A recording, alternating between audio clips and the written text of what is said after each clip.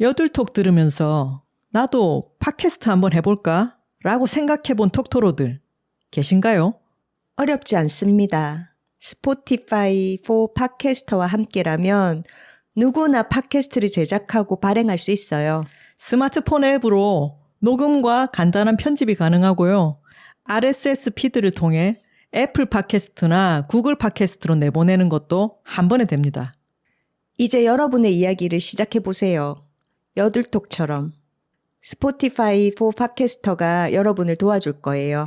지금 바로 스포티파이 for 팟캐스터를 앱스토어에서 다운받고 시작해보세요. 심지어 무료입니다.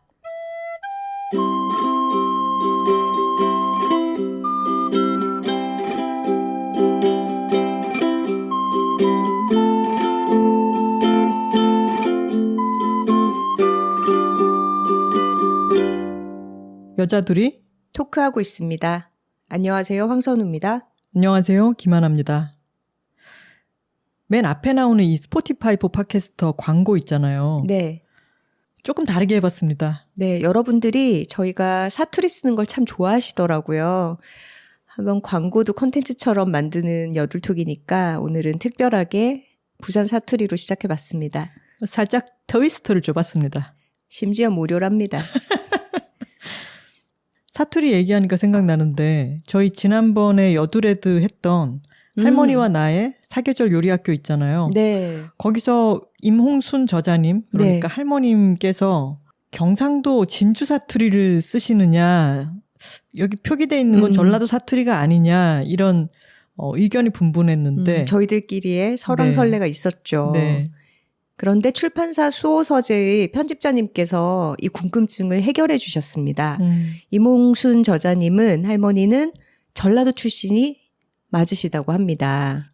손녀와 함께하는 북토크에서 이 책 맨 마지막에 보면 손녀에게 직접 쓰신 편지가 있는데 네. 그 편지를 낭독해 주시는 부분을 영상을 저희에게 보내주셨어요. 네. 할머니 너무 귀여우시더라고요. 그러니까요. 돋보기를 쓰시고 굉장히 수줍어 하시면서 본인의 글을 읽어주시는데 아주 귀여우셨고요. 전라도 출신이지만 또 경상도에서 오래 사신 사람의 뭔가 두 지역의 말투가 좀 섞인 것 같은 그런 억양을 확인할 수 있었습니다.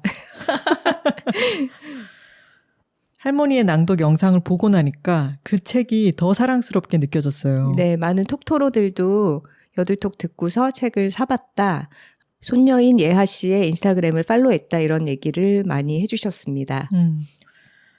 할머니와 손녀 얘기를 하니까 저희 엄마와 제가 함께하는 행사도 생각이 났습니다. 말씀을 드리자면 언제죠? 10월 18일 수요일 오후 2시고요. 저희 엄마와 제가 빅토리노트를 함께 냈지 않습니까? 네. 그 책은 제가 주인공이고 엄마가 저를 주인공으로 쓰신 육아일기잖아요. 지니TV의 키즈랜드라고 하는 브랜드가 있습니다. 육아에 관련한 컨텐츠를 만드는 곳인데요. 네. 여기서 키즈랜드 아틀리에라고 하는 프로젝트를 시작해서 아이의 그림에다가 부모의 글을 붙이고 또 아티스트의 삽화를 넣어서 그림책을 만드는 거예요. 모두 합쳐서 57명의 작가가 육아를 할 때 느껴지는 여러 감정에 대해서 7가지 감정에 대해서 그림책을 만들고 그 원화 전시를 하는데 그 전시는 10월 9일 한글날부터 10월 31일까지 계속되고 그 전시를 기념해서 저희 엄마와 제가 KT 광화문점에 있는 북살롱 텍스트북이라고 하는 곳에서 이 육아의 7가지 감정의 순간들에 대해서 이야기를 나눌 예정입니다. 어떻게 신청해서 들을 수 있나요? 인스타그램에서 키즈랜드를 검색하시면은 계정이 나오는데 거기에 프로필 링크에서 참석 신청이 가능하다고 합니다. 톡토로 여러분들의 많은 참여 부탁드리고 육아를 하고 계신 분, 육아를 하셨던 분, 예비 육아인 또는 자신이 육아를 당하신 분 모든 톡토로들이 올 수 있겠죠? 네, 톡토로들이라면 아시겠지만 우리 이옥선 저자님이 정말 말씀 재밌게 잘하십니다. 여둘톡 13화에 이옥선 작가님이 출연하셨던 에피소드로도 많이들 알고 계시겠지만 또 실제로 이야기를 들으면 참 시간 가는 줄 모르게 되거든요. 많이들 이런 좋은 기회 놓치지 말고 참여하시기 바랍니다. 하나 씨. 네. 요즘 저희 팟캐스트 녹음실이기도 한 소리째에서 기거하면서 글을 쓰고 있잖아요. 네, 사실 여기가 약간 제가 기거숙식을 하면서 글을 쓰다 보니까 자취방처럼 지금 오늘 선우 씨가 저희 집에 놀러 온 느낌이에요. 네, 저희는 본가가 따로 있지만 하나 씨가 요즘 저와 고양이들을 떠나서 이 소리째에서 좀 외부 세상과 차단된 시간을 갖겠다라고 해서 집중 집필 기간을 이어가는 중입니다. 탁구도 많이 줄이고 아무래도 사람들과 막 땀을 흘리면서 운동하고 식성 좋게 밥을 먹고 이런저런 수다를 계속 떨다 보면은 거기에서 에너지를 받기도 하지만 또 에너지를 사용하기도 하고 또 제가 최근에 느끼는 거는 말과 글이 약간의 기량작용 같은 게 있나 생각이 드는데 말을 줄이니까 속으로 어떤 생각을 되뇌이게 되잖아요. 그러니까 문장이 조금 더 잘 나오는 느낌이 들고 그것도 출력 작업이니까 그래서 지금 지난번 여둘톡 편집 이후로 계속 제가 여기서 머물고 있잖아요. 그렇죠. 거의 일주일째. 네.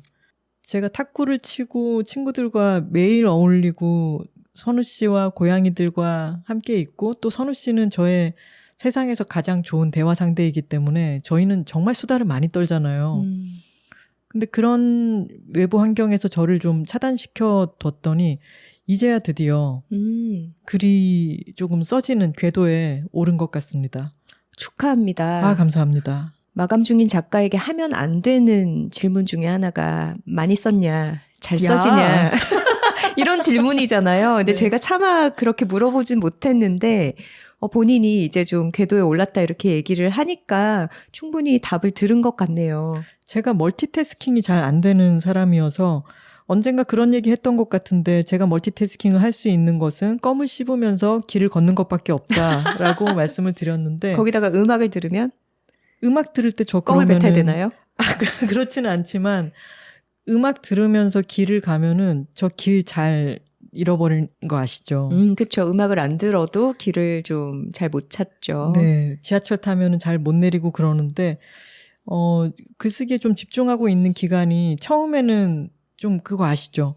내가 글쓰겠다고 이렇게 친구들한테 호들갑을 떨어놨는데, 그러고도 폰만 보고 있거나 글이 잘 안 써지거나 게으름을 피우면서 죄책감을 막 느끼는 첫날이 있었고 그게 하루 지나니까 그래도 아 진짜 너무 이렇게 버러지같이 살지 말자 그러면서 조금씩 쓰고 쓰다 보니까 점점 글이 다시 글을 불러서 궤도에 오르는 거예요. 그래서 지금 여둘톡을 오랜만에 시작해서 이 입에 쳤던 거미줄을 약간 걷어내고 있는데 이런 호흡을 당분간은 유지해봐야겠다는 생각도 듭니다. 네. 지금 하나 씨의 얘기 가운데 글쓰기에 어떤 집중하기 위한 방식이 여러 가지가 녹아 있네요. 특정 장소를 정해두고 거기에서는 집중해서 글을 쓴다. 그리고 뭔가 외부와의 좀 단절을 만들어낸다. 그리고 내가 마감이 있음을 알려서 스스로에게 어떤 동기부여를 한다. 그리고 떠오르는 생각들을 말로 너무 표현해버리지 않고 그것을 담아뒀다가 글로 옮긴다. 이런 것들이 글을 쓰기 위해서 어떤 원칙들로 나열할 수 있는 이야기들인 것 같아요. 그럴 수 있겠네요. 네. 오늘 저희가 하나 씨의 마감 이야기로 여둘톡을 열어본 것은 오늘의 주제와 이것이 닿아 있기 때문입니다. 오늘의 주제는 저희의 바람이기도 하고 많은 분들이 한 번쯤 생각해 본 주제일 것 같습니다. 글쓰기를 잘하고 싶은데요 입니다. 저희 톡토로님들이 댓글을 봐도 그렇고 참 글을 잘 쓰시잖아요.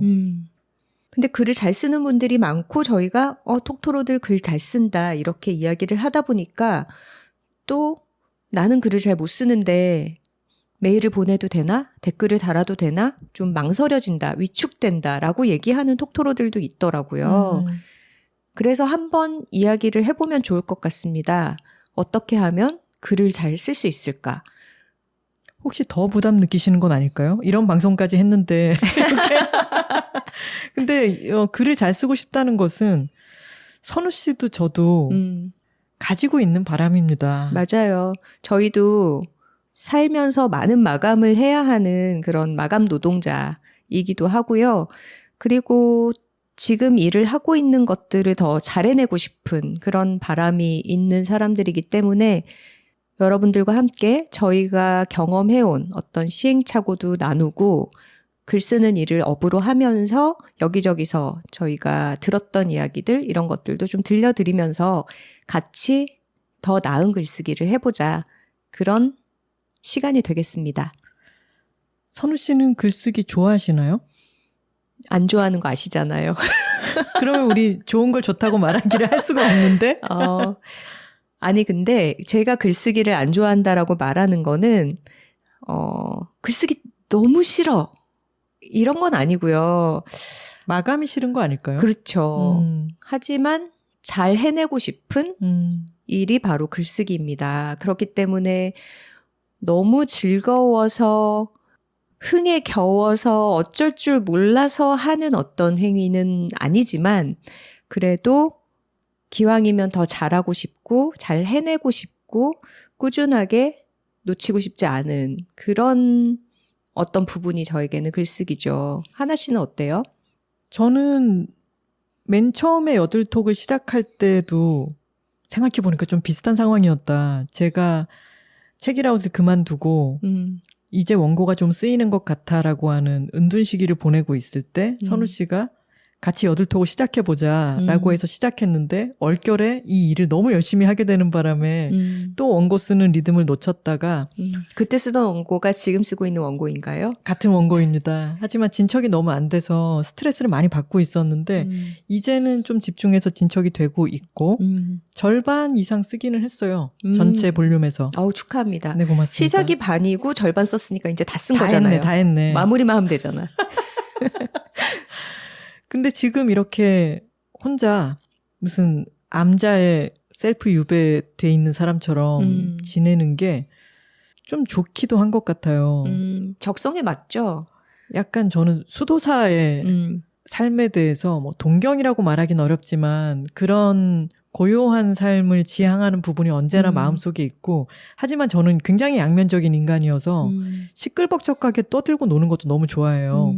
근데 지금 인생에서 이런 기간을 가지니까 디톡스를 하는 것 같기도 하고 그리고 글을 집중해서 쓰고 있으니까 혼자 머릿속에서 문장을 굴리는 게 이거 나 되게 좋아하고 재밌어 했지 이런 감각을 오랜만에 되찾아서 좀 기분이 좋습니다. 글 쓸 때 기분 좋은 감각부터 이렇게 떠올려 보자면 잠시만요. 기분 좋은 감각이 살짝 떠오른 참에 톡깔 한번 갈까요? 그럴까요? 좋은 걸 좋다고 말하기 여들톡 69화 주제는 글쓰기를 잘하고 싶은데요 입니다. 둘 톡토로 파워 한 편의 글을 쓰는 작은 마감이거나 아니면 한 권의 책을 쓰는 아주 큰 마감이거나 그 과정이 좀 비슷하게 일어나는 것 같아요. 이것에 대해서 머릿속에서 굴리면서 정작 컴퓨터 앞에 앉지는 않고 좀 미루면서 민기적거리는 시간이 전체 작업 시간의 약 60, 70%? 제가 버러지 같은 시간이라고 부르는. 근데 저도 그래요. 네. 근데 그 시간에 마냥 노는 건 아니죠. 그쵸. 무슨 이야기를 쓸까? 어떻게 쓰면 좋을까? 요건 다르고 요거는 이런 식으로 하고 머릿속으로 좀 구상을 하잖아요. 근데 그때는 컴퓨터 앞에 앉아서 손가락으로 옮기기 전에 그걸 좀 충분히 숙성시키는 시간이 분명히 필요합니다. 하나 씨는 설거지하면서 그런 생각을 많이 한다고 했죠. 3시옷입니다. 설거지, 산책, 샤워. 이 세 가지가 공통점이 뭐냐면 오랫동안 같은 행위를 많이 반복해 왔기 때문에 몸은 좀 자동적으로 움직여요. 근데 복잡한 계산을 머리로 막 해야 되거나 하는 게 아니죠. 산책도 처음 가는 길보다는 늘 가는 길을 왔다 갔다 하고 설거지도 늘 하던 방식대로 하고 샤워도 마찬가지로 그러면은 몸을 기계적으로 움직이면서 생각이 좀 잘 일어나는 것 같아요. 저는 그런 시간이 수영할 때예요. 수영은 25m의 정해진 레인을 계속 혼자서 팔다리를 움직이는 반복 동작을 하면서 오가니까 그때 내가 써야 할 글이 있다면 머릿속으로 그 생각을 많이 하는 편입니다. 그러고 나서 책상에 앉아서 또 바로 글쓰기에 돌입하면 좋은데 고양이를 만지죠. 여러 가지 딴짓들을 합니다. 뭐 고양이가 와서 만져달라고 하면은 또 외면할 수 없으니까 최선을 다해서 만져드려야 되고 자료 막 찾지 않아요? 쓸데없이 갑자기 리투아니아의 인구가 어떻게 되지? 막 이런 거. 자료 조사라는 명목으로 여러 가지 검색들을 합니다. 근데 이게 정말로 글에 도움이 되는 자료를 찾는 그런 실용적인 행위일 때도 있고 혹은 그냥 머릿속에 떠오르는 잡생각들을 좀 이어가는 그런 시간일 때도 있죠. 이제 그렇게 시간을 약간 허비한 다음에 이제 정말 물러날 곳이 없다라고 느낄 때 글을 쓰기 시작합니다. 그런데 처음에는 진척이 잘 안 나가죠. 모니터에 백지를 띄워놓고 생각들을 풀어나가는데 다른 분들은 어떤 식으로 글을 쓰는지 모르겠지만 저는 쓰면서 생각이 더 정리가 돼요. 그래서 문장을 썼다가 그 앞에다 뭘 붙여보기도 하고 뒤에다가 뭐를 이어가기도 하고 지우기도 하고 그런 식으로 오가는데 속도가 점점 빨라지지 않나요? 처음에는 진척이 잘 안 나가고 있던 게 쓰는 분량이 늘어나면서 약간은 속도가 붙고 항상 글이 완성되기 직전에는 늘 굉장히 몰입해서 내가 언제 딴짓을 했더라 그 사실까지도 잊어버리는 시간이 존재하는 것 같아요. 맞아요. 글을 중반 이상이 넘어갔을 때 시작하기 전에는 내가 이 글을 잘 완성할 수 있을까? 의문에서 시작을 하지만 걸음과 똑같죠. 계속해서 걸어가면서 내 궤적을 만들고 그 궤적이 나에게 다시 신호를 주잖아요. 넌 할 수 있을 것 같다라고 하는 신호를. 그걸 받다가 50%를 넘어가고 70% 이렇게 다가가기 완성을 향해 다가가기 시작하면 그때는 시원하게 내리막길 내려가는 것처럼 달려가게 되죠. 맞아요. 어떤 에너지를 내가 쓴 글로부터 얻게 되죠. 맞아요. 그 글 자체의 어떤 에너지가 채워지면은 글이 약간 나를 활용하듯이 그런 식으로 굴러가면서 완결까지 에너지를 받아서 가게 됩니다. 근데 그때 내 자신이 글을 쓰고 있다라는 게 저항감이 없이 굉장히 몰두되는, 몰입하게 되는 그 시간을 저는 글쓰기에서 가장 즐거워하는 것 같아요. 근데 그건 한 편의 글에서 아주 짧죠. 짧지만 어떤 글이 완성되기 위해서는 그 시간이 꼭 필요한 것 같아요. 그리고 그 시간을 거쳐야지만 만족스러운 글이 완성이 됩니다. 근데 여기서 글의 특수성이 있어요. 지금 선우 씨가 얘기한 것에 저는 많이 동의를 하는데 선우 씨는 오랫동안 패션 매거진에서 칼럼을 쓰기도 하고 기사를 쓰기도 했잖아요. 네. 그것은 책 한 권 분량이 아주 긴 어떤 글이 아니라 그렇죠. 장편 소설을 쓰는 작가들이라면 어떤 다른 식의 프로세스가 일어나겠죠. 네. 분량이 한 호흡에 싹 읽을 수 있는 그런 기승전결을 갖춘 맛있는 글 한 편을 쓰는 데에 훈련이 많이 돼 있고 저 같은 경우에는 카피를 오래 썼기 때문에 카피는 그 정도만큼의 분량은 아니지만 잡지글과 다른 것은 뭐냐면 잡지에 있던 글은 넘기는 사람이 관심이 가서 넘겨보고 있잖아요, 이미. 그렇기 때문에 거기에 읽을 만한 글을 쓰면 돼요. 근데 잡지에서도 광고 카피는 무조건 다 넘기는 장들이죠. 근데 거기서 시선을 어떻게든 붙잡아야 되는 거죠. 그러니까 좀 더 솔깃하게 이건 뭐지 하는 의문도 강하게 불러일으켜야 되고 그리고 머뭇거리면서 행간을 읽어주는 카피 독자는 없어요. 그렇기 때문에 한순간에 읽으면 이게 무슨 말인지를 알아야 돼요. 그래서 선우 씨의 글쓰기도 저의 글쓰기도 물론 호흡감의 차이는 분명히 있지만 사람들이 이 글을 재미있게 읽게 하도록 읽는 사람 입장에서 생각하는 훈련도 저희는 좀 더 돼 있는 편인 것 같습니다. 맞아요.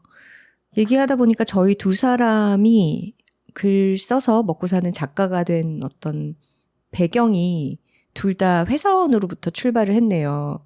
그렇죠. 그리고 하나 씨는 광고회사, 저는 잡지사에 취업을 해서 일을 시작하게 되는 데는 물론 글쓰기의 적성이 아주 없었다고는 할 수 없겠지만 글을 너무 잘 써서 완성된 상태로 그 일을 시작했다라고는 할 수 없잖아요.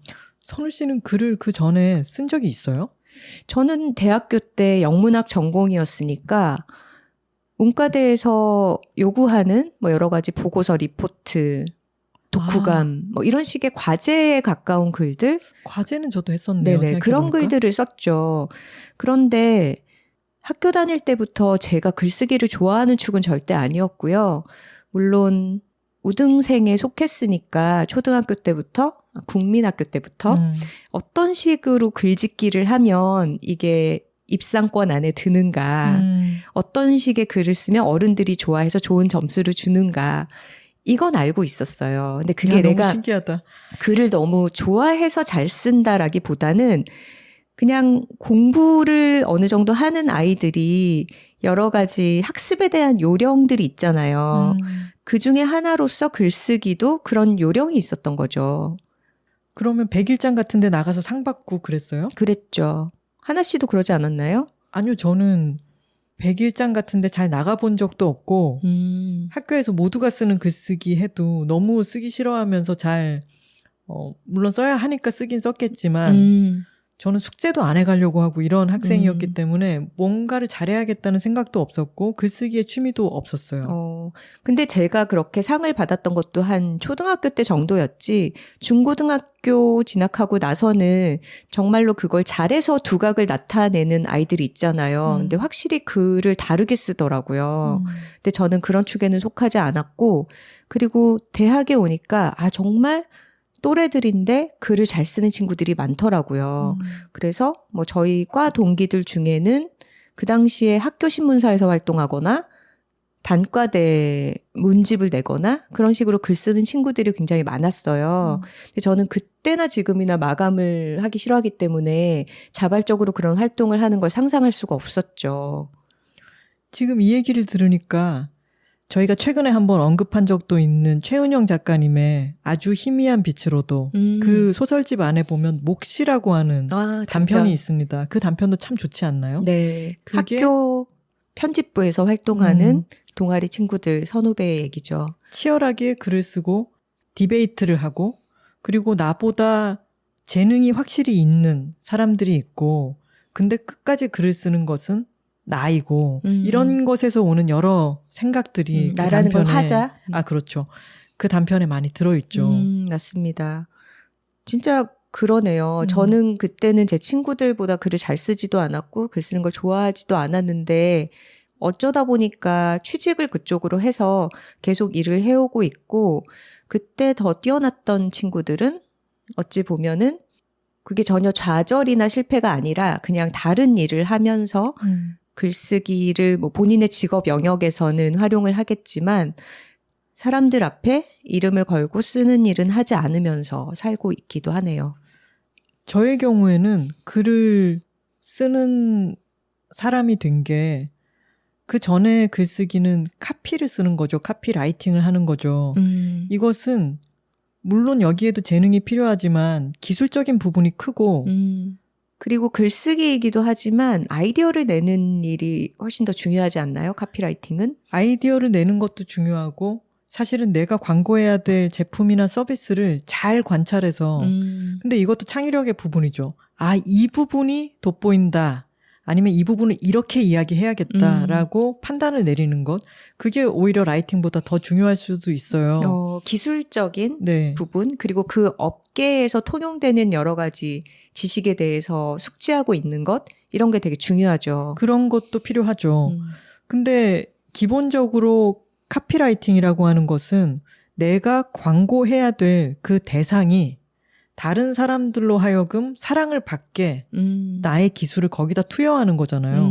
이 제품이나 서비스가 얼마나 사랑스러운지 멋진지 보세요. 라고 하는 거를 제가 써야 되는 거죠. 하나 씨의 좋은 걸 좋다고 말하기가 그때부터 시작됐네요. 그겁니다. 그러네요. 맞아요. 아주 중요한 부분이에요. 근데 내가 광고할 상품이나 브랜드가 꼭 내가 좋아하는 걸로 오지 않아요. 그렇죠. 그게 비극이죠. 자본주의 네. 사회에서 일하는. 네.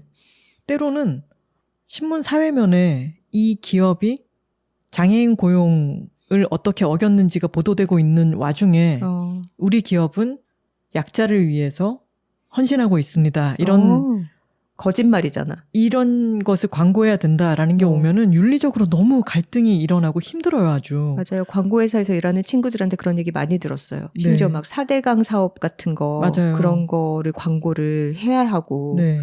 제가 회사 다닐 때는 아니었지만 그때 한번 그런 얘기도 했었죠. 창조경제 모든 광고회사에 광고해라 막 이런 게 오면은 울며 겨자 먹기로 또 아이디어를 내고 했어야 됐다고. 그러니까.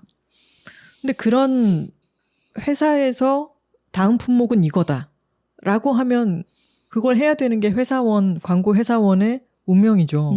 내가 그 일을 하기 위해서 출근을 하고 그 일을 하고 월급을 받으니까.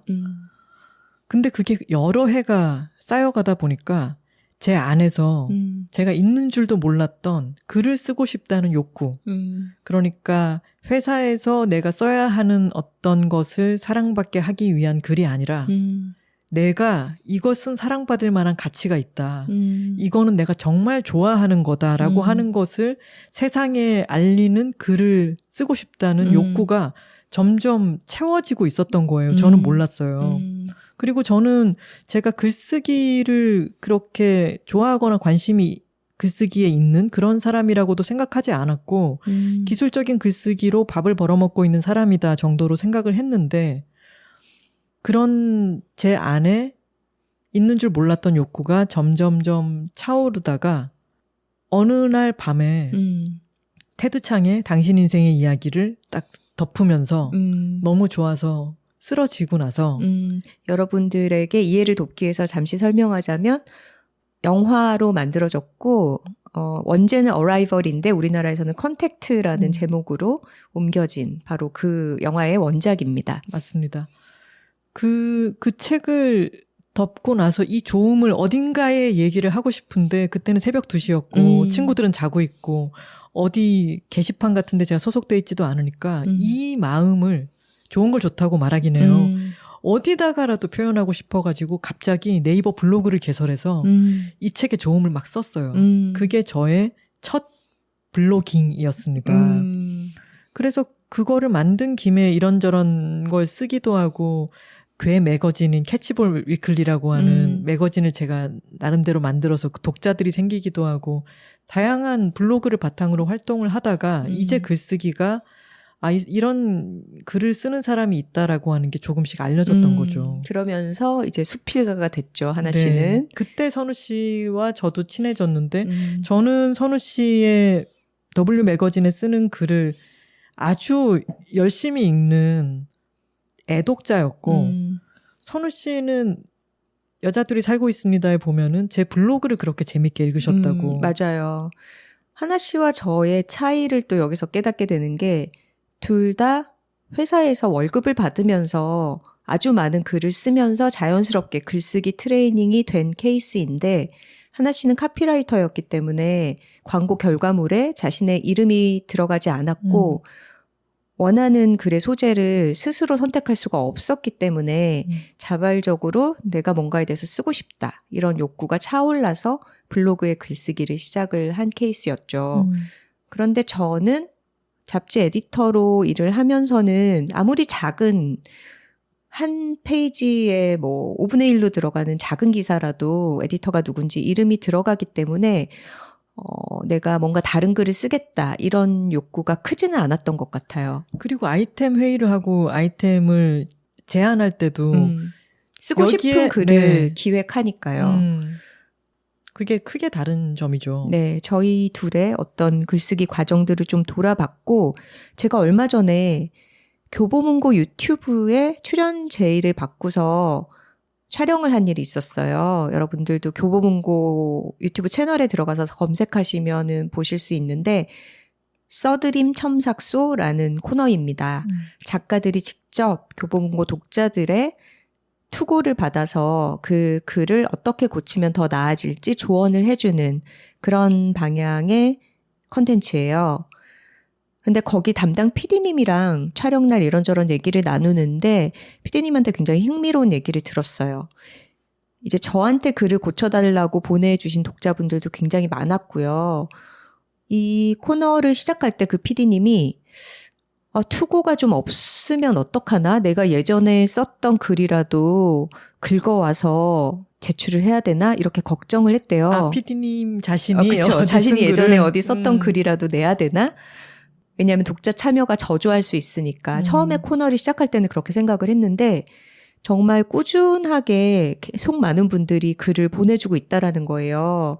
그래서 맞아요. 선우 씨가 그 글이 이만큼이나 들어왔어라고 저한테 잠깐 보여줬을 때 맞아요. 저도 깜짝 놀랐잖아요. 그렇죠. 근데 그게 매 작가가 참여할 때마다 그만큼씩의 새로운 글이 들어온다는 거니까. 그래서 PD님이랑 저랑 그런 얘기를 했죠. 요즘 정말 글 쓰기에 관심이 많은 분들, 글을 잘 쓰고자 하는 분들이 진짜 많은 것 같다. 그런 얘기를 나눴습니다. 근데 글쓰기가 이렇게까지 관심을 좀 얻고 있는 상황에 대해서 들여다보면 일단은 요즘은 글쓰기에 대해서 자기 브랜딩이라는 얘기를 참 많이 하는 것 같아요. 그렇죠? 셀프 브랜딩.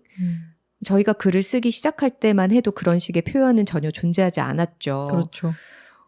개개인이 내놓는 모든 여러 가지들이 컨텐츠로 받아들여지고 평가를 받고 있다 보니까 글을 쓰는 것 또한 나에 대해서 알리는 일이다.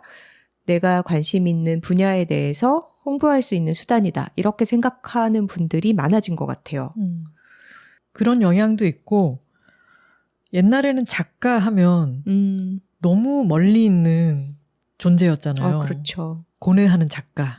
이렇게 생각을 했는데 책이라는 것을 내는 것도 저 사람은 책도 냈어 라고 하면 굉장한 위협을 성취한 것 같은 느낌이 있었는데 요즘은 책을 내는 문턱이 많이 낮아졌고 무게감이 많이 달라졌네요. 진짜. 맞아요. 작가가 되는 것이 너무 멀리 있는 일이 아니게 되기도 했죠.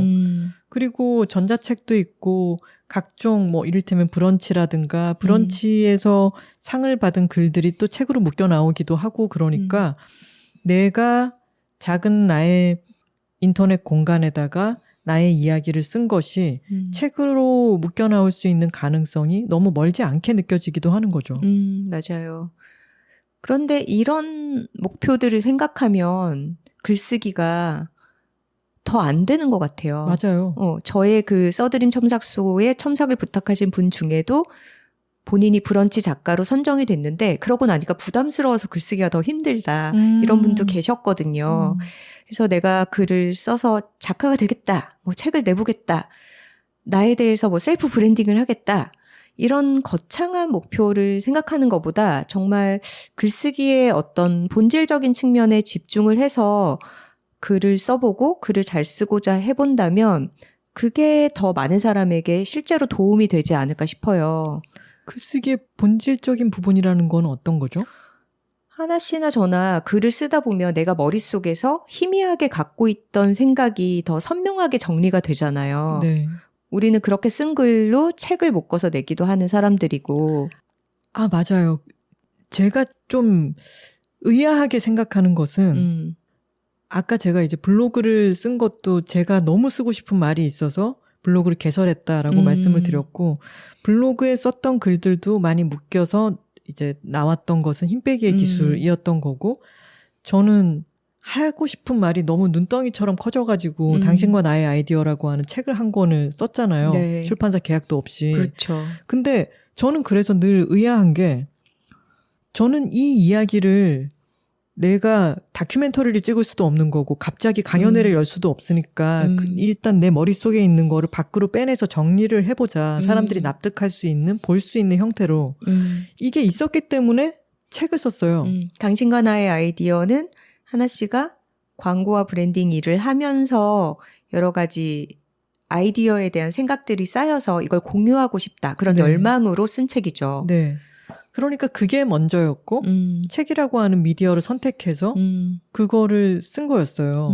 근데 어떤 분들은 책을 한 권 써야겠는데 맞아. 그게 도치된 그게 앞뒤가 바뀐 분들이 있더라고요. 근데 뭘 써야 될지 모르겠어요 라고 하시면 저는 머릿속에서 너무 커다란 의문이 그럼 왜 책을 쓰려고 하세요? 그렇죠. 지금 내가 쓸 말이 없는데 왜 책을 써야겠다는 미디어를 먼저 상정해 놓고 그렇게 접근을 하시는지가 좀 의문이에요. 맞아요. 세상에 사람들에게 뭔가 하고자 하는 이야기가 있을 때 그걸 꼭 해야겠을 때 글을 써내면 그것이 묶여서 나오는 게 책인 거죠. 결과물인 거죠. 저희는 그렇게 생각하고 있습니다. 그리고 정말로 하고 싶은 이야기가 있는 사람들은 쓰고 있어요, 이미. 그렇지 않나요? 맞아요. 작가가 되고 싶은데 어떻게 해야 될까요? 이렇게 질문을 하면서 망설이기보다는 작가가 되건 말건 일단 쓰고 있는 사람들이 있더라고요. 맞아요. 그게 정말 본질적인 거 아닌가요? 우리도 우리가 살고 있는 삶의 모습이 정말 재미있고 새롭기 때문에 그리고 여자 둘이 함께 살고 있는 모습을 세상에 하나의 모델로 꺼내놓는 것은 사회적인 의미도 있기 때문에 이걸 써야겠다라는 생각이 들었고 그것을 쓰고 싶기도 했죠. 그래서 정말 재미있게 쓴 책이 여자 둘이 살고 있습니다 이기도 하고요. 그리고 또 책을 내고 글을 쓰는 사람으로 인지가 되고 나면은 어떤 기획을 제안받기도 합니다. 근데 그 기획이 나랑 영 멀리 떨어져 있다면 그 기획을 수락하지 않겠죠. 그렇죠. 근데 그 기획을 듣고 아 그런 얘기라면 제가 할 얘기가 생길 것 같아요 라고 하는 기획을 수락하고 그러면 그 부분에 대해서 내가 생각을 계속 굴리다 보면은 이야기거리가 차오르는 거잖아요. 근데 책을 먼저 선택하는 것은 분명 앞뒤가 바뀌어 있는 것 같습니다. 그렇게 꼭 하고 싶은 이야기, 마음속에 머릿속에 차오르는 이야기를 꺼내놓는 것으로부터 글쓰기는 출발하면 좋겠죠.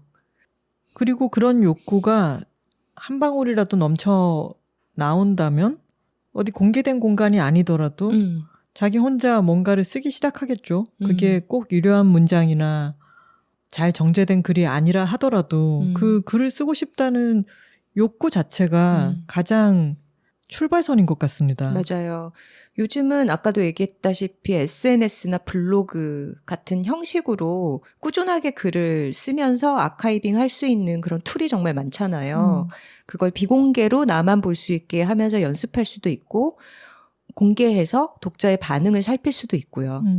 생각해보니까 빅토리노트 후반부는 저희 엄마 이옥선 씨가 쓴 에세이잖아요. 그렇죠. 그거 오랫동안 엄마가 뭐 이를테면은 어디 60, 70대 커뮤니티 카페 이런 데에 썼던 글 한 편, 불면증 카페 잠이 안 와서 썼던 글 한 편, 이런 식으로 모여있던 글 조각들이었어요. 허프포스트라는 뉴스 플랫폼에 블로거로 글을 쓰신 것들도 여러 편이 있었고 근데 살면서 어떤 생각이 들었을 때 그 생각이 늘 바뀌고 지나가기도 하잖아요. 잊히기도 하고. 네. 근데 그것을 붙잡아서 글을 한 편씩 한 편씩 써뒀더니 그렇게 에세이로 묶어도 재미있게 읽을 수 있는 글뭉치가 되는 거죠. 자신의 색깔이 거기서 드러나기도 하고. 뭔가 지식이나 전문성을 드러내는 그런 글이 아닌 경우에 에세이를 쓴다는 거는 정말 누구나 할 수 있고 대단한 경험이나 지위나 직업이나 이런 것이 있지 않아도 각자의 이야기거리가 됩니다. 왜냐하면 다른 사람들은 나 같은 삶을 살아보지 않았기 때문이죠. 이옥선 작가님은 물론 글을 너무 재밌게 잘 쓰시는 분이지만 이옥선 작가의 글을 우리가 읽을 때 얻게 되는 어떤 신선함 같은 건 우리가 40년대에 태어나 보지도 않았고 지금 70대의 삶을 살지도 않기 때문에 사실 우리가 알지 못하는 어떤 삶의 구체성, 디테일함 그런 감각들을 포착해낸 글에서 신선하다고 느껴지는 것들이 오거든요. 근데 그거는 뭐 나이가 적은 사람은 적은 대로 혹은 어떤 지역에 사는 사람은 그 동네에 대한 이야기로부터 혹은 어린 시절의 나만의 경험, 내가 하고 있는 직업의 어떤 특이한 점, 이야깃거리는 무궁무진하죠.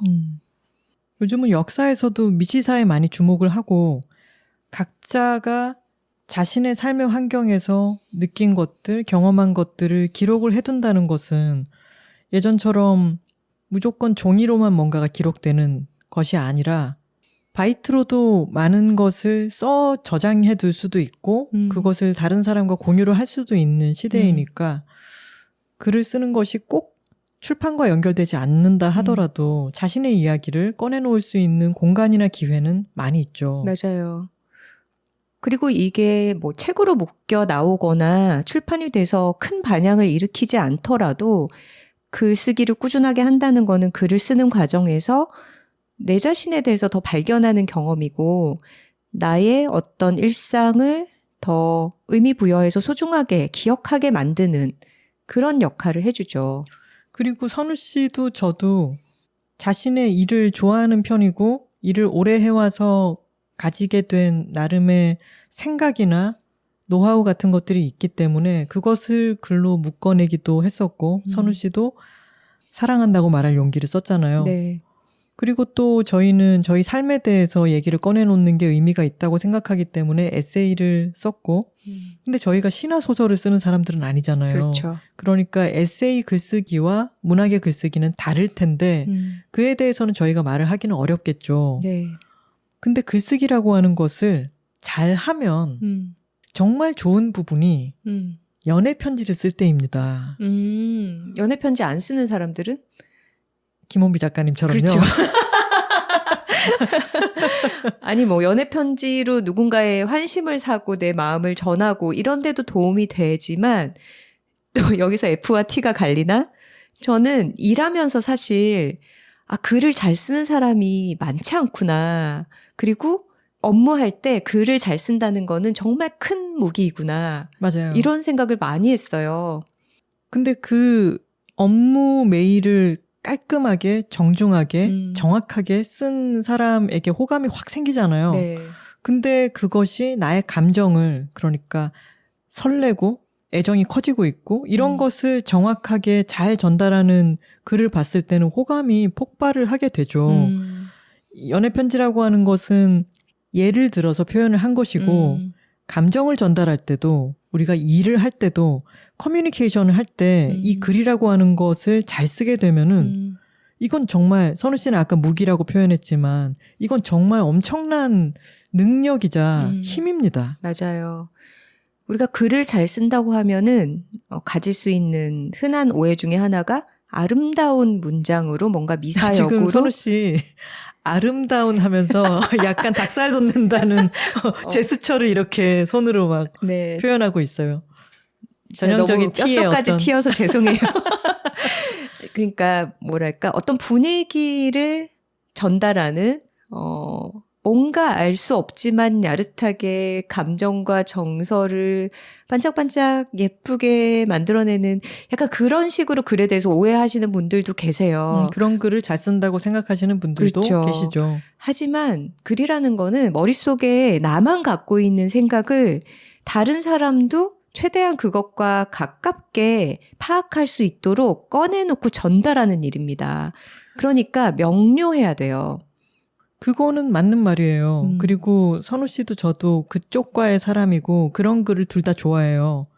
그런데 어떤 글들은 이 사람이 어떤 말을 하고 있는 건지 명료하게 알 수 없기 때문에 좋기도 해요. 시 같은 건 그렇죠. 문학의 영역에 속한 글들은 그럴 때가 있죠. 그런데 제 얘기를 조금 들어보시면 이런 생각이 왜 나쁘냐면 초보자들이 오해를 하고 그런 걸 따라하다가 더 안 좋은 글 습관이 많이 생기기 때문이에요. 그거는 맞습니다. 네, 그거는 정말로 어떤 문학적인 글쓰기에 특화된 사람들이 많은 내공을 가지고 있을 때 그렇게 쓰면 정말 아름답게 선명하지 않아도 안개 속의 풍경처럼 아름다운 뭔가가 전달이 될 때도 있어요. 하지만 이제 글쓰기를 좀 잘해보겠다라고 연습하고 훈련하는 입장에서는 그런 거를 보고 따라하려는 게 전혀 도움이 되지 않습니다. 즉흥 연주를 먼저 시작할 게 아니라 내가 음계를 정확하게 또렷하게 잘 짚어서 내는 것부터 훈련을 해야죠. 그럼요. 한홍을 해야죠, 먼저. 한홍 죽도록.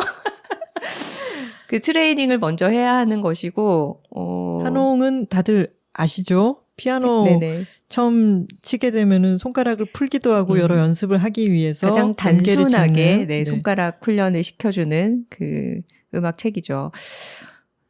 그렇게 의사소통을 잘 하는 게 글쓰기의 먼저 단계입니다. 제가 딴지를 거는 것은 아니고 선우 씨 말에 저는 사실 대부분 동의를 해요. 근데 제가 나이가 들면서 예전에는 나는 이런 글을 좋아하고 이런 글을 싫어해 라고 하는 게 되게 명료했어요.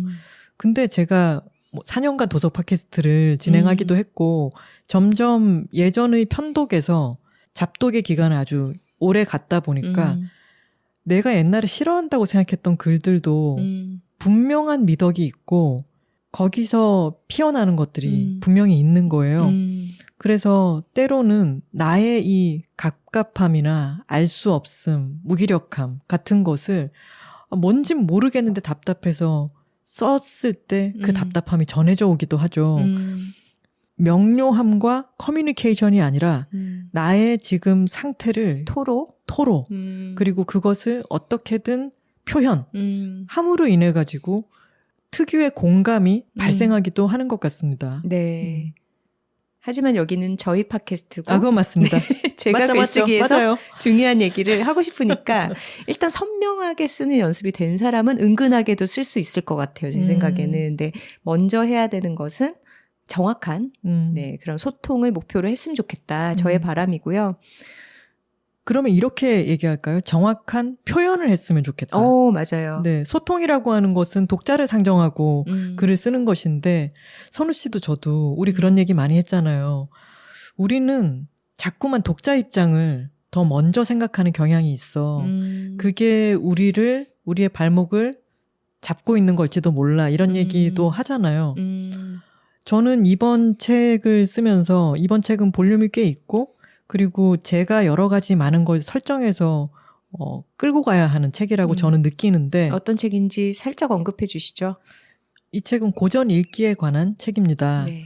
근데 제가 자꾸 저는 카피라이터로 일을 할 때 중학교 2학년생이면 보자마자 이해할 수 있는 글을 써야 돼 라고 하는 걸 너무 많이 들어왔기 때문에 제가 그게 훈련이 너무 돼 있는 거예요. 그래서 이전에 썼던 이를테면 말하기라든가 그런 책들이 잡자마자 다 읽었어요 라고 하는 피드백이 참 많은데 너무 빨리 읽어버려서 뭘 읽었는지를 기억 못하겠다라는 피드백들도 있어요.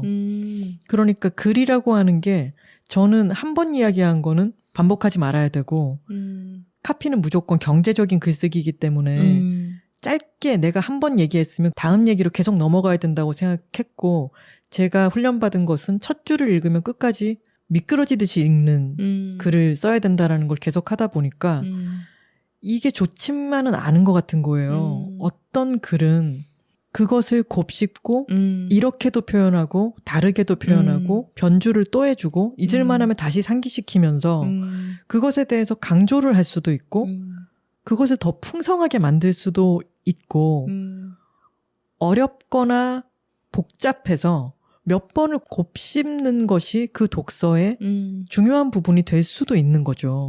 맞아요. 네, 그래서 저는 이번 책을 쓸 때는 제일 앞장에다가 저만 볼 수 있게 이렇게 써놨어요. 독자를 믿을 것. 독자가 내 글을 카피 쓸 때처럼 내가 무조건 붙잡지 않으면 이 사람은 책을 덮어버릴 거야.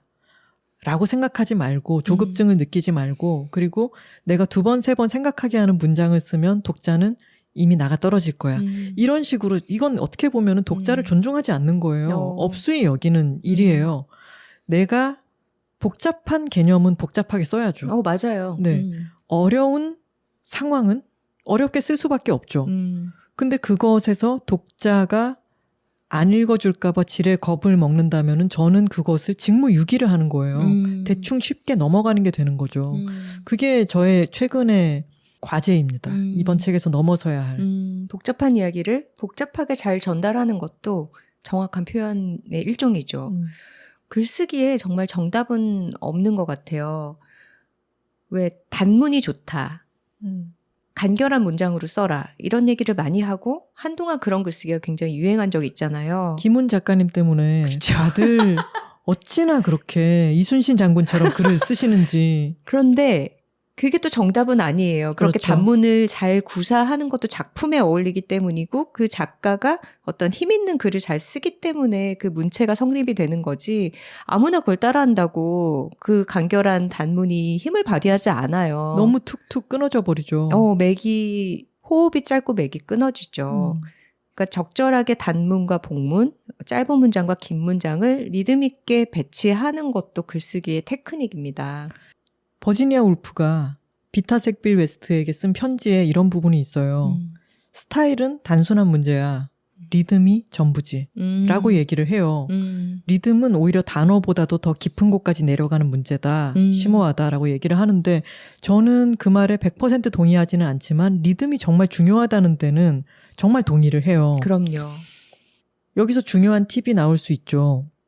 리듬이라는 것은 아주 생래적인 것이고 그 리듬을 잘 맞추는 것도 글을 잘 쓸 때 아주 중요한 요인이라고 생각을 합니다. 저는 카피를 쓸 때 훈련받았던 것은 내가 쓴 카피를 꼭 입으로 소리내서 읽어봐라 였거든요. 요즘은 긴 글을 쓸 때 그걸 다 소리내서 읽지는 않지만 몇 번씩 읽으면서 리듬이 걸리는 부분은 표현을 바꾼다든가 글자 수를 바꾼다든가 하는 작업을 끊임없이 하고 있습니다. 그래야 글을 읽을 때 독자들의 마음속에는 귀가 있거든요. 그렇기 때문에 그 리듬을 단조롭지 않게 가져가는 것도 글쓰기의 중요한 기술이라고 생각을 합니다. 맞아요. 자기 글을 소리내서 읽어보면 많은 문제점을 발견할 수 있습니다. 글을 이루는 단위는 일단 단어죠. 그리고 단어가 모여서 문장이 되죠. 문장이 모여서 문단이 됩니다. 그리고 한 편의 글은 여러 개의 문단으로 구성이 됩니다. 근데 소리내어서 읽어보면 일단 이 단어와 문장과 문단 단위의 여러 가지 자기 글을 파악하는 데 도움이 돼요. 같은 단어를 여러 번 반복해서 동일하게 사용한다면 그걸 읽으면서 입에서 걸리겠죠. 맞아요. 지루해지죠. 네. 그랬을 때 그 단어를 이 말이 한 번 더 나오지 않도록 다른 낱말로 바꿔줘야겠다. 사전을 여러 번 찾아보시면 돼요. 사전을 찾아보면은 동의어, 유의어가 다양하게 나와 있죠. 자기가 모르는 단어를 뜻을 알기 위해서 사전을 찾아보는 것뿐만 아니라 잘 안다고 생각하는 단어도 이것과 비슷한 말을 언제 쓸 수 있을까? 겹치지 않는 표현을 위해서 사전을 다양하게 활용할 수 있어요. 그리고 문장에 대해서는 아까 말씀드렸죠. 짧은 문장과 긴 문장을 적절하게 사용하는 것. 그런데 글쓰기 초보자에게 문장을 되도록 짧게 써라라고 말을 하는 건 문장이 길어지면 주술호응이 맞지 않고 중언부언하게 될 확률이 높기 때문입니다. 일단 주어와 수어가 지금 호응이 맞는가 이것만 살펴봐도 틀린 표현을 많이 피할 수가 있어요. 맞습니다. 한국어는 주어와 수어 사이가 멀기 때문에 글을 쓰다가 주어를 놓쳐버리는 경우가 많죠. 다른 수어로 끝나버리는 경우들이 있죠. 지금 이 문장에서 주체가 무엇인가, 누구인가, 그리고 그 말이 명료하게 매짐이 되고 있는가 이런 것들을 문장 안에서 살피는 과정이 필요하고요. 그리고 제가 요즘 많은 글들을 읽으면서 느끼는 게 문단을 제대로 활용하지 않는 사람들이 너무 많아졌어요. 맞아요. 문단 개념은 뭐가 많이 바뀌었죠, 요즘은. 문단이라는 것은 생각의 단위입니다. 그런데 문장 하나로 한 문단이 구성이 될 때도 있고 여러 개의 문장이 구조적으로 사용이 돼서 한 문단을 이룰 때도 있죠. 하나 씨는 한 문단을 쓸 때 두 갈식으로 잘 쓰죠. 그쵸. 그리고 저는 네 갈식으로 잘 씁니다. 그래서 여둘살이 재밌는 거예요. 이런 것도 약간 작가가 리듬감이죠. 자기 스타일을 발휘할 수 있는 부분이에요. 그런데 요즘 문단이 파괴되고 있는 거는 제 생각에는 SNS의 영향도 큰 것 같아요. 그냥 한 문장당 행가리를 많이 하잖아요. 네. 그런데 적어도 모니터에서 화면으로 보는 글이나 SNS 상에서 보는 글이 아닌 인쇄가 되어서 나오는 출판물의 경우에는 저는 문단 개념을 좀 지켜서 나왔으면 좋겠어요. 저 너무 꼰대 같나요? 옛날 사람이라 그런데 그런 문단을 뭐 한 문장으로 문단을 쓸 수도 있겠지만 그거는 되게 예외적으로 글의 리듬을 위해서 의도를 가지고 사용이 돼야 되죠. 그런 것이 아니라 줄마다 행가리를 하면서 행간을 너무 벌려서 배치를 하면서 책의 많은 부분이 하얗게 비어있는 그런 책들 요새 서점 가면 베스트셀러 코너에 많이 있거든요. 어떤 책인지 제가 콕 집어서 말하지는 않겠습니다만 지금 선우 씨의 표정이 지난 화에서 제가 화장실 바닥에 놓인 휴지통 얘기하면서 지었던 표정과 똑같은 것 같아요. 너무 괴로워요. 근데 그것은 시도 아니잖아요. 여러분 제가 시집을 얘기하는 게 아니에요. 시는 그런 형식의 글이에요. 그리고 우리에게 그만큼 몰입해서 거기 빠져서 읽을 것을 요구하는 문학의 어떤 특수한 형식이에요. 근데 그런 게 아니라 진짜 보편적이고 정말 밀도가 낮은 문장을 행가리를 너무 많이 해서 배치를 해놓으면서 뭐 그런 글들 있잖아요. 정미진 선생님이 말씀하셨던 걷다 보면 넘어진다. 넘어지면 일어난다. 일어나서 또 걷는다. 뭐 그런 거지. 뭐, 아니 저는 근데 하나만 더 예를 들어볼까요? 예. 웃음 뒤에 그늘이 있다. 그늘이 있는 사람은 아프다. 아프지만 웃는다. 뭐 그런 식의 글 있잖아요. 그래서 어쩌라고. 아니 근데 저는 어떤 책은 정말 나쁜 책도 있어요. 그러니까 책을 많이 읽으면 무조건 좋은 게 아니라 세상에는 정말 나쁜 책도 있어요. 근데 쉽고 보편적인 말이지만 한 줄이라도 그걸 읽었을 때 누군가가 위로받거나 어떤 생각을 하게 한다면은 나름의 효용이 다 있다고 생각을 합니다. 죄송해요, 티라서. 저는 우리가 글을 잘 쓰고 싶다라는 얘기를 할 때 굉장히 많은 것들이 책을 많이 읽으면 그 데이터가 계속 쌓여서 스스로 많은 걸 깨우치게 되죠. 아, 문장의 리듬이란 이런 것이구나. 어휘의 다양성이란 이런 것이구나. 맛있는 글이란 이런 것이구나. 이런 것들을 책을 많이 읽으면 그것에 감시감도 생기고 좋은 것과 별로 안 좋은 것에 호호도 생기고 내가 좋아하는 것은 이런 걸 더 이 중에서 잘 쓴 글은 어떤 글일까라고 하는 것도 자기 스스로 생각해 보게 되기 때문에 자동적으로 학습이 되죠. 예로부터 글을 잘 쓰는 원칙 3가지가 있지 않습니까? 다독, 다작, 다상량. 많이 읽고 많이 써보고 많이 생각해라. 그래서 책을 어떤 책이든 처음 읽기 시작할 때 우리가 어떤 책을 폄하할 권리는 없는 것 같아요. 책을 읽는 것 자체가 독서 인구가 너무 적답니다, 여러분. 그래서 어떤 책이든 읽고 서점에도 가보고 나 이 책 아는데 반가워도 해보고 근데 그러면서 책 읽는 습관을 들여가는 것은 얼마든지 권장할 일이고 내가 이런 책을 읽는 게 너무 좀 그런가? 이런 생각을 가지실 필요는 없는 것 같아요. 저는 그 책을 사서 읽으시는 분들을 폄하하는 게 아닙니다. 그냥 그 책을 제가 좋지 않게 평가하는 거예요. 맞습니다. 그쵸? 네네. 그리고 그런 질문 많이 받지 않나요? 하나 씨도? 글을 잘 쓰고 싶은데 필사하는 게 도움이 되나요? 그렇죠. 그런 질문들 많이 받죠. 저도 필사를 많이 했었어요. 아, 진짜요? 어릴 때, 20대 때까지는 마음에 드는 글이 있으면은 따라서 써보고 필사 노트가 있기도 했는데 지금 생각해보면 굉장히 손가락이 아픈 일인 것 같고 또 갱년기 여성들은 이렇게 손가락 관절염이 오니까 우리 관절이 너무 소중하잖아요. 네. 관절을 아껴야 되는 입장에서는 20대 때는 그래도 돼. 네, 맞아요.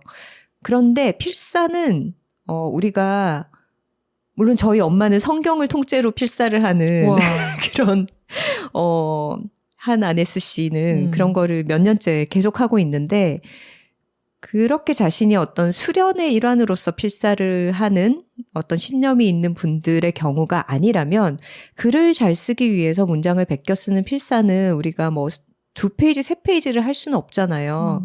마음에 드는 몇 줄을 옮겨 적어보는 건데 그걸로 글쓰기 실력이 발전하진 않는 것 같아요, 저는. 그거는 그냥 본인의 어떤 컬렉션이고, 말하자면 스크랩북을 만드는 것 같은 그런 나에게 소중한 뭔가 내 취향을 보여주는 뭐는 될 수 있겠지만 그게 능동적으로 나의 글쓰기 실력을 성장시키는 것 같지는 않아요.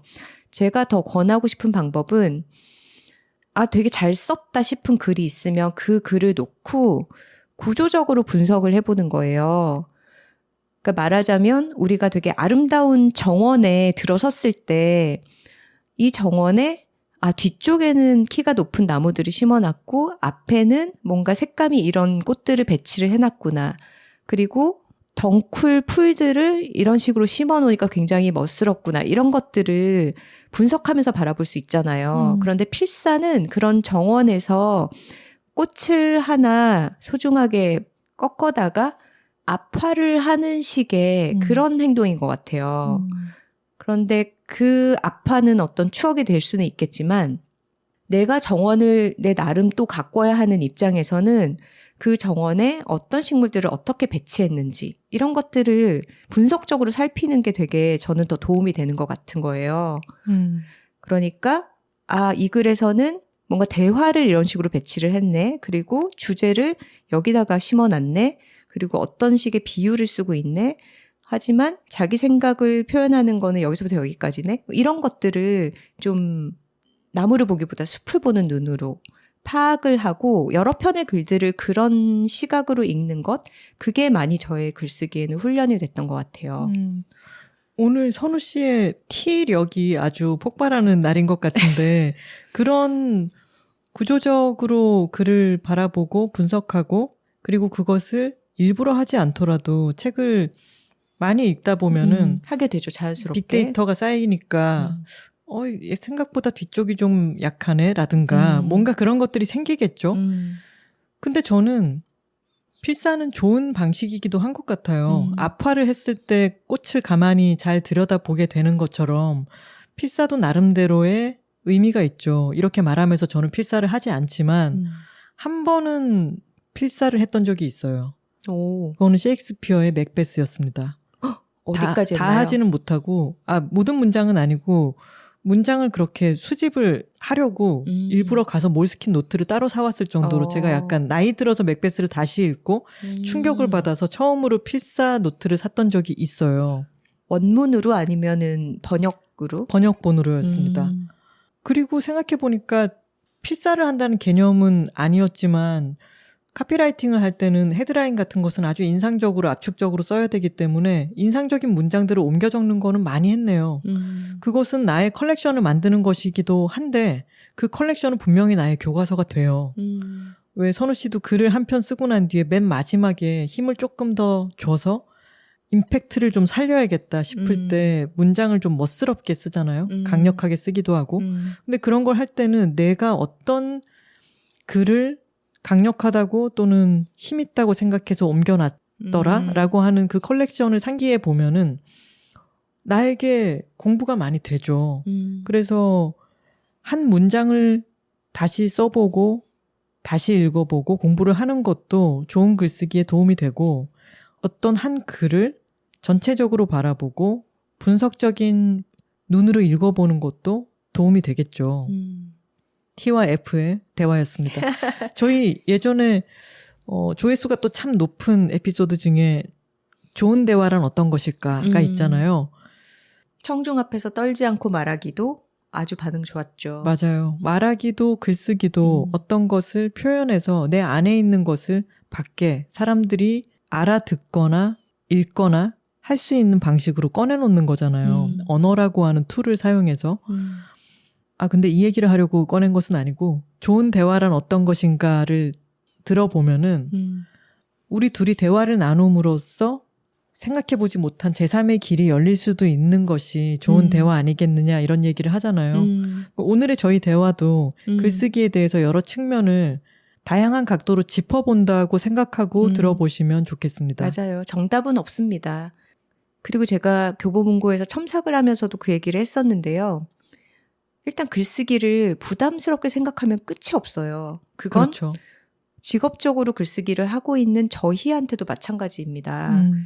어떤 백지에 부담감에 짓눌리면 뭔가를 쓰기가 더 어려워지거든요. 그러니까 너무 깊이 생각하지 않고 약간은 스스로에게 재미있는 부분을 상기시켜 가면서 즐겁게 하는 게 참 중요한 것 같아요. 선우 씨의 경우는 내가 어떻게든 시작하면 그 몰입의 순간이 올 거야 라고 생각하는 게 즐거움의 어떤 것인가요? 그렇죠. 글을 쓰기 싫어하고 아주 귀찮아하면서 미루다가 어쩔 수 없이 직면하고 받아들였을 때 해나가다 보면은 아주 짜릿한 순간이 짧게라도 반드시 온다라는 거. 그리고 그게 오지 않으면 글이 다 되지 않는다라는 거. 그게 저한테는 순수한 희열인 것 같네요. 글을 세상에 공개해 놓고 리뷰를 읽어보고 이 책에 대해서 칭찬을 들을 때도 있고 북토크를 하면은 책 너무 잘 읽었다는 인사를 듣기도 하고 그것도 참 큰 기쁨인데 글을 일단은 내가 그 글을 쓰는 주체고 독자이기도 하잖아요. 제일 첫 독자죠. 그렇죠. 근데 내가 글을 써놓고 그걸 읽어보고는 참 재밌다, 잘 썼다 이렇게 느낄 때가 정말 뿌듯하지 않나요? 그렇죠. 그게 없으면 사실 계속 해나가기가 어렵습니다. 맞아요. 그림을 그리는 분들도 내가 그림을 그려놓고 그 그림이 나에게 흡족함을 주어야 작업을 계속 해나갈 수 있을 거잖아요. 글쓰기에도 분명히 어떤 것을 내가 원하는 만큼의 완성도로 완수해낸다. 그만큼의 완성도를 이끌어낸다라고 하는 어떤 장인 같은 즐거움이 분명히 있습니다. 어린아이들이 프라모델을 만들어도 그걸 잘 만들어 놓고 나면 뿌듯해하는 것처럼 글쓰기를 내가 한 편을 나름대로 성실히 해놓고 원하는 완성도만큼 나왔을 때 뿌듯함은 비교하기 힘든 것이죠. 근데 그와 별개로 선우 씨 요새 모닝 페이지 안 쓰시죠? 네. 저도 요새는 안 써요? 자주 하나씩도? 쓰지는 않는데 인상적인 꿈을 꾸고 나면은 그 꿈을 기록하려고 쓰기는 하지만 약간 띄엄띄엄 쓰게 되기는 했어요. 근데 아침에 일어나가지고 누구한테 보여주면 큰일 날 그런 글들을 막 개발 이렇게 막 쓰잖아요. 네. 근데 그게 재밌다고 예전에 말씀을 드렸잖아요. 근데 그것도 글을 막 쓰고 잠이 덜 깼을 때 막 쓰고 나서 생각이 꼬리에 꼬리를 물고 일어나는 거를 막 써놓고 나중에 다시 그걸 읽어보면 아 내가 또 이런 생각을 했네. 그걸 다시 볼 때도 재미있고 내가 맨정신에는 잘 생각하지 못할 것으로 생각이 뻗어나가는 궤적을 바라보는 것도 재미가 있더라고요. 그거는 또 일종의 글쓰기 훈련이기도 할 테니까 선우 씨처럼 이 글이 어떤 효용이 있고 내가 지금 누구랑 커뮤니케이션 하지 않을 글을 쓰기보다는 내가 오늘 해야 할 일을 적어두는 게 차라리 낫겠다라고 생각하는 사람이 있을 수도 있고 근데 저처럼 별 효용이 없는 것이지만 글을 쓰고 있는 이 자체가 좀 재밌구만 이렇게 느끼는 사람들도 있을 거예요. 그게 또 각자의 글쓰기 방식이겠죠? 맞아요. 글쓰기는 세상과 소통하기 위해서 하는 것인데 또 굉장히 자기 자신에게 의미 있는 만족적인 부분이 있어요. 스스로에게 가장 큰 쓸모를 또 발휘하기도 합니다. 맞습니다.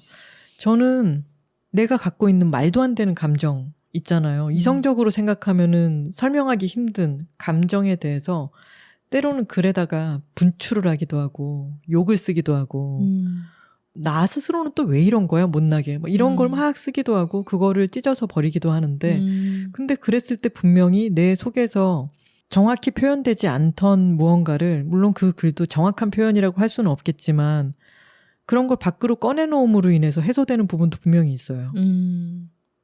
그런 글은 또 뭔가 완결시켜서 사람들 앞에 내보이는 독자를 향해서 발신하는 글과는 또 다른 글이네요. 저희가 문학적으로 어떤 감정과 정서를 전달하는 글 그리고 더 설명적이고 명료한 글의 차이에 대해서 서로 의견을 주고받았는데 사람마다 잘 쓰는 글이 다른 것 같기는 해요. 우리 같은 경우에는 직업적으로 어떤 분야에 종사하면서 훈련을 받았기 때문에 그런 목적에 부합하는 글을 더 잘 쓸 것이고 저는 제가 에디터 일을 할 때 어떤 작가님에게 받았던 피드백을 잊을 수가 없거든요. 저한테 설명문을 잘 쓴다고 하시더라고요. 맞다. 그 얘기 들었다. 네, 소설가 분께서 제가 이제 이메일로 소통하면서 이런저런 청탁 의뢰를 했는데 설명문을 참 잘 쓰시네요. 이렇게 답을 해주셨는데 소설가에게 그런 평가를 받으니까 기억에 남더라고요. 근데 어떤 사람은 분명히 묘사하는 글을 잘 쓰고 또 어떤 사람은 뭔가 주장하는 글을 잘 쓰죠. 또 대화체를 잘 쓰는 사람들이 또 따로 있어요. 드라마 작가 같은 거는 그런 분들이 하겠죠. 근데 소설을 잘 쓴다고 해서 또 드라마식의 그런 대화를 잘 쓰는 것은 아닐 거고 맞아요. 어쨌거나 다양한 글을 쓰는 경험을 해봐야 아 나는 이런 쪽을 더 잘 쓰는구나라는 것도 발견을 할 수 있을 것 같아요.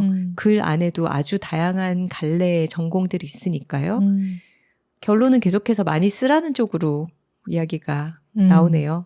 그러니까 글을 쓰지 않고 글을 잘 쓰고 싶다는 마음만 갖고 있지 말고 내가 얼마나 못 쓰는지도 써서 확인을 해봐라. 그럼요. 그리고 써보고 또 못 쓴 글을 또 써보고 근데 못 쓴 글을 한참 쓰다가 이 글은 좀 낫네. 왜 낫지? 한번 생각해보고 그런 것도 도움이 되겠죠. 일단 가장 중요한 것은 글을 쓰지 않으면 글을 잘 쓸 수는 없습니다. 맞아요. 쓰지 않으면 언제 나는 쓰더라도 잘 쓸 수 있어라는 그릇된 자의식만 생기는 거죠.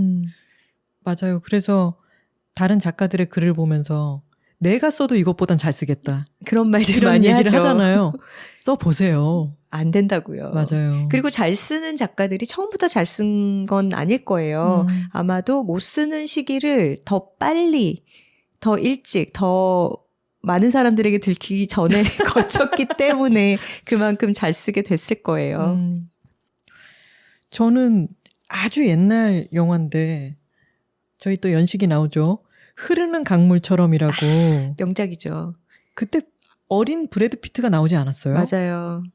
강물 위로 이렇게 낚싯줄을 쫙 던지면은 은빛으로 그 낚싯줄이 막 반짝이고 했던 그런 장면들이 기억이 나는데 그리고 브래드 피트가 이렇게 가정폭력범으로 늙어가기 전에 아주 예쁘던 모습으로 나왔던 것도 기억이 나고요.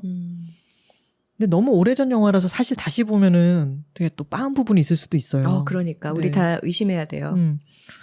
근데 여튼 그 영화에서 아주 인상적이었던 장면이 이 어린 소년이 아버지에게 글을 써서 보여주고 첨삭을 받는 부분이 있었어요.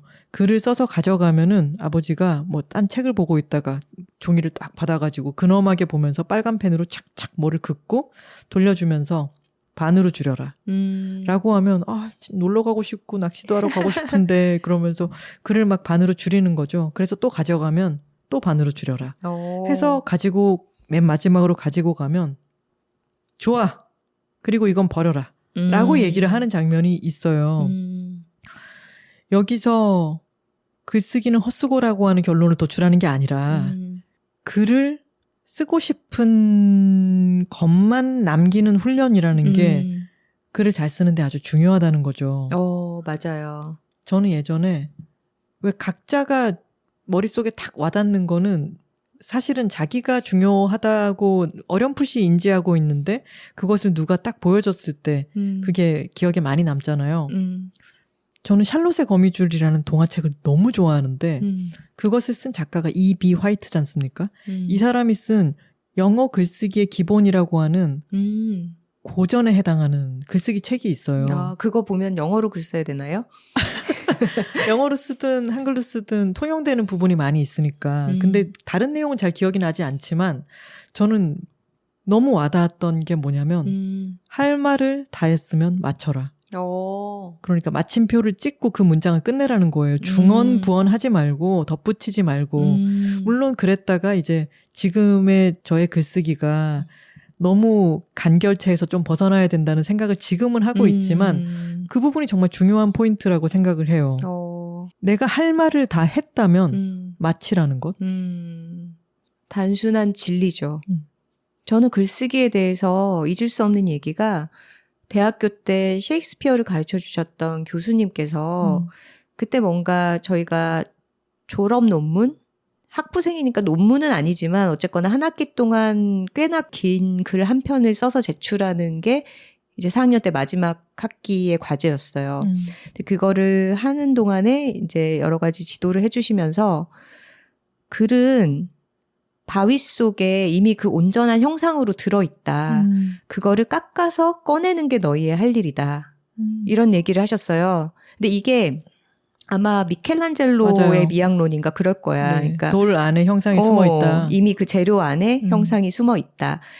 근데 이게 하나 씨가 얘기한 것처럼 중요한 어떤 인상을 주는 게 깎아서 버리면서 정확하게 그걸 찾아 들어가는 작업이라는 거, 글쓰기가. 그러니까 뭔가 부연해서 덧붙이는 게 아니라는 거죠. 근데 그게 굉장히 글쓰기에 대해서 저에게는 큰 관념을 형성해 줬어요. 근데 똑같이 조각이라 할지라도 어떤 찰흙을 덕지덕지 붙여가면서 형태를 잡아나가는 게 아니라 이미 우리 머릿속에는 드러나지 않은 채이지만 완결된 아이디어가 들어있는 거죠. 그리고 그것의 세부를 우리가 긁어내면서 정확하게 끄집어내는 게 바로 글쓰기의 과정이라는 거죠. 머릿속에 어떤 글쓰기에 대한 관념을 다른 방향에서 이렇게 부숴주는 그런 말이었네요. 맞습니다. 버려나가는 것입니다. 글쓰기는. 맞나요? 단언하지 말라고요. 그리고 영화 얘기하니까 또 글쓰기와 관련해서 최근에 재밌게 본 영화가 있어서 언급을 하고 싶어요. 비밀의 언덕이라는 영화인데요. 맞습니다. 저는 그 영화를 보고 나서 솔직함에 대해서 생각을 많이 했어요. 맞아요. 글을 쓴다는 데 있어서 솔직함이라는 게 어떤 미덕인가 이런 생각을 많이 하게 됐고, 배경이 1996년의 초등학교입니다. 5학년생인 명은이라는 아이가 주인공이고 굉장히 똑똑해요. 야망도 있고 리더십도 있고. 어린 시절의 황선우처럼 어떻게 하면 글짓기 상을 받을 수 있는지에 대해서 알고 열심히 하는. 그리고 사실 어린 시절의 저뿐만 아니라 제가 그 영화 보면서 굉장히 뜨끔했던 게 이 명은이는 말하자면 글로 글쓰기를 배운 타입이라고 해야 되나? 그러니까 진짜 왜 선천적으로 본능적으로 너무 매력 있는 글을 쓰는 친구들이 있잖아요. 네.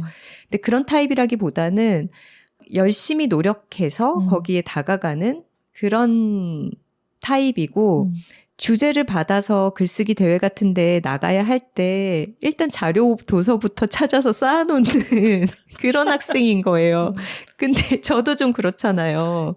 팟캐스트 준비할 때도 책 막 쌓아놓고 보고 그러잖아요. 그러니까요. 자료 조사 엄청 열심히 하고. 그러니까 그런 부분이 저랑 명은이랑 굉장히 비슷했고, 그런데 타고나기를 되게 잘하는 그런 친구들이 나오죠. 그리고 그 친구들한테 물어보잖아요. 너네는 글쓰기 대회 준비 며칠이나 해? 이랬더니 우리? 한 2시간? 이제 1시간이면 쓴다고 했죠. 그랬나? 아닌가요? 준비를 몇 시간 하냐 그랬고, 그래서 뭐 1-2시간이라고 답을 했었어. 그러니까 쓰는 시간은 포함 안 되고. 그래서 여러분들도 이 영화를 보시면 초등학교 시절에 이상과 현실, 그리고 가족과의 관계, 그리고 내가 펼치고자 하는 어떤 뜻과 나의 현 상태, 이런 괴리, 여러 가지에 대해서 생각을 해보실 수가 있을 거예요. 그리고 스포일러가 될 수 있어서 전체 얘기를 다 하지는 않겠지만, 이 명은이가 자기 글에 자신의 진짜 삶을 어디까지 보여줘야 할 것인가 하는 굉장히 큰 난관에 부딪히게 되는데, 이제 그것을 해결해 나가는 방식이 이 영화에서의 어떤 큰 클라이맥스를 이루죠. 근데 저는 왠지 명은이가 작가가 되진 않았을 것 같고 기자가 되지 않았을까. 자료조사 많이 하고 취재해서 뭔가 어떤 목적이 뚜렷한 글을 잘 쓰는 그런 어른이 됐을 수는 있겠다, 이런 생각을 했어요. 그거는 모르죠. 명은이는 자신의 아주 약한 부분이 솔직하지 못한 것이었는데 그거를 한번 확 뛰어넘는 모험을 감행했던 사람이기 때문에 자기가 생각하지 못했던 어떤 광맥을 찾아갈 수도 있죠. 그건 모르는 겁니다. 맞아요. 초등학생의 이야기인데 예술가의 윤리에 대해서 이야기를 하기도 하고 그 예술가가 자신의 편협한 시각으로 세상을 바라볼 수밖에 없는데 그 시각에 대해서 이야기를 하기도 합니다. 그래서 네. 이 영화는 참 흥미로운 영화예요. 이 영화 GV를 선우 씨가 하지 않나요? 네. 9월 18일 월요일에 아트나인에서 진행을 하고요. 7시 10분 상영 회차가 끝나고 나서 이지은 감독님과 제가 얘기를 나눕니다. 그래서 톡토로 분들 중에서 이 영화에 관심 있으신 분들은 같이 보고 얘기 나눠도 재밌을 것 같아요. 그때도 글쓰기에 대한 이야기를 나눠볼 수도 있겠네요. 감독님이랑. 저희가 오늘 글쓰기 잘하는 팁을 알려드리겠다 이런 게 아니라 저희도 글쓰기를 잘하고 싶은데요. 이런 마음을 가지고 이야기를 두런두런 나눠봤습니다. 평생 노력해야죠 뭐. 저희가 이런저런 얘기를 전해야겠다라는 게 아니라 저희도 모색을 하고 있고 사람마다 다르다는 게 오늘의 저희의 대화에서도 드러났을 거예요.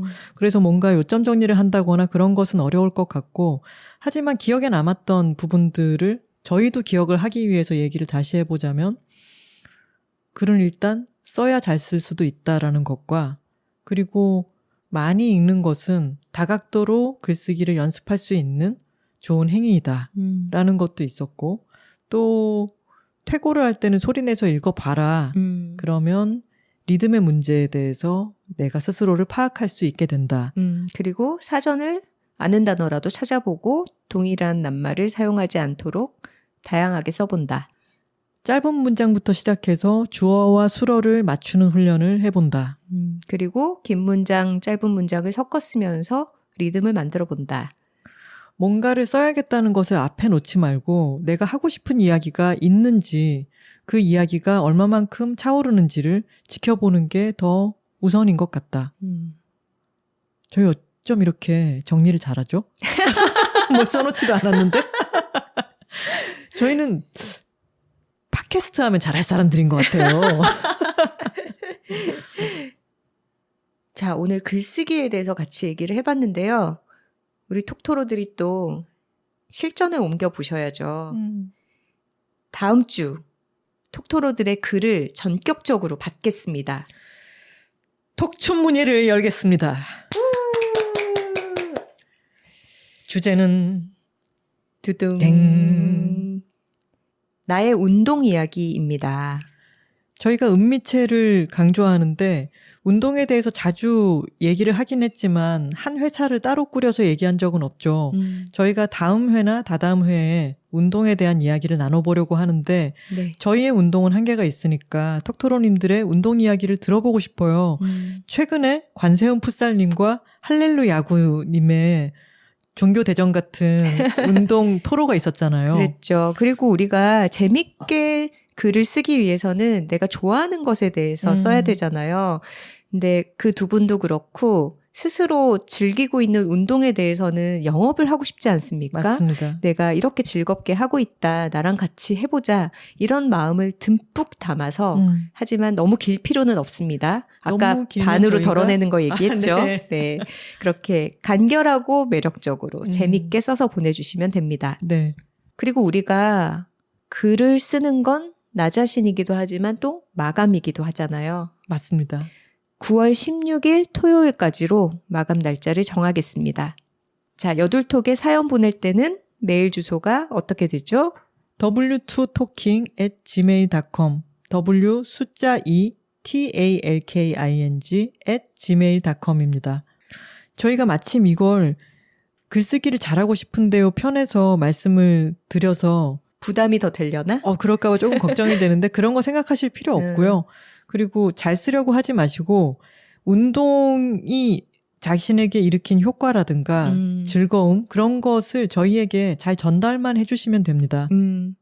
저희는 오늘 요가를 했고요. 요가하고 나오는데 체육센터 다른 방에서 탁구 치는 분들을 보면서 탁구 치고 싶다 이런 얘기를 했어요.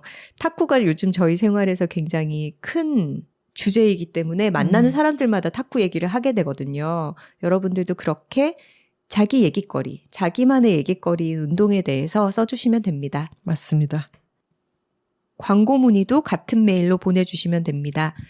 w 숫자 2 talking@gmail.com w2talking@gmail.com입니다. 오늘 저희 스포티파이 광고도 사투리로 읽은 김에 이 댓글을 읽어볼게요. 말 나오면 고토로님께서 저는 서울에서 태어난 직후 부모님을 따라 경남 지역에서 성장하였고 고1부터 제주도로 이주하기 전까지 서울에서 생활하였습니다. 지인들이 저에게 고향이 어딘지 물을 때마다 저는 당연히 서울이라고 대답했는데 괄호 열고 주민등록번호도 서울 출생인데다 경남에서 산 기간보다 서울에서 산 기간이 길기도 했고 완벽히 서울말을 쓴다고 생각했으니까요. 제가 특정 단어를 말할 때마다 지인들은 역시 경남 출신이네 라고 하더라고요.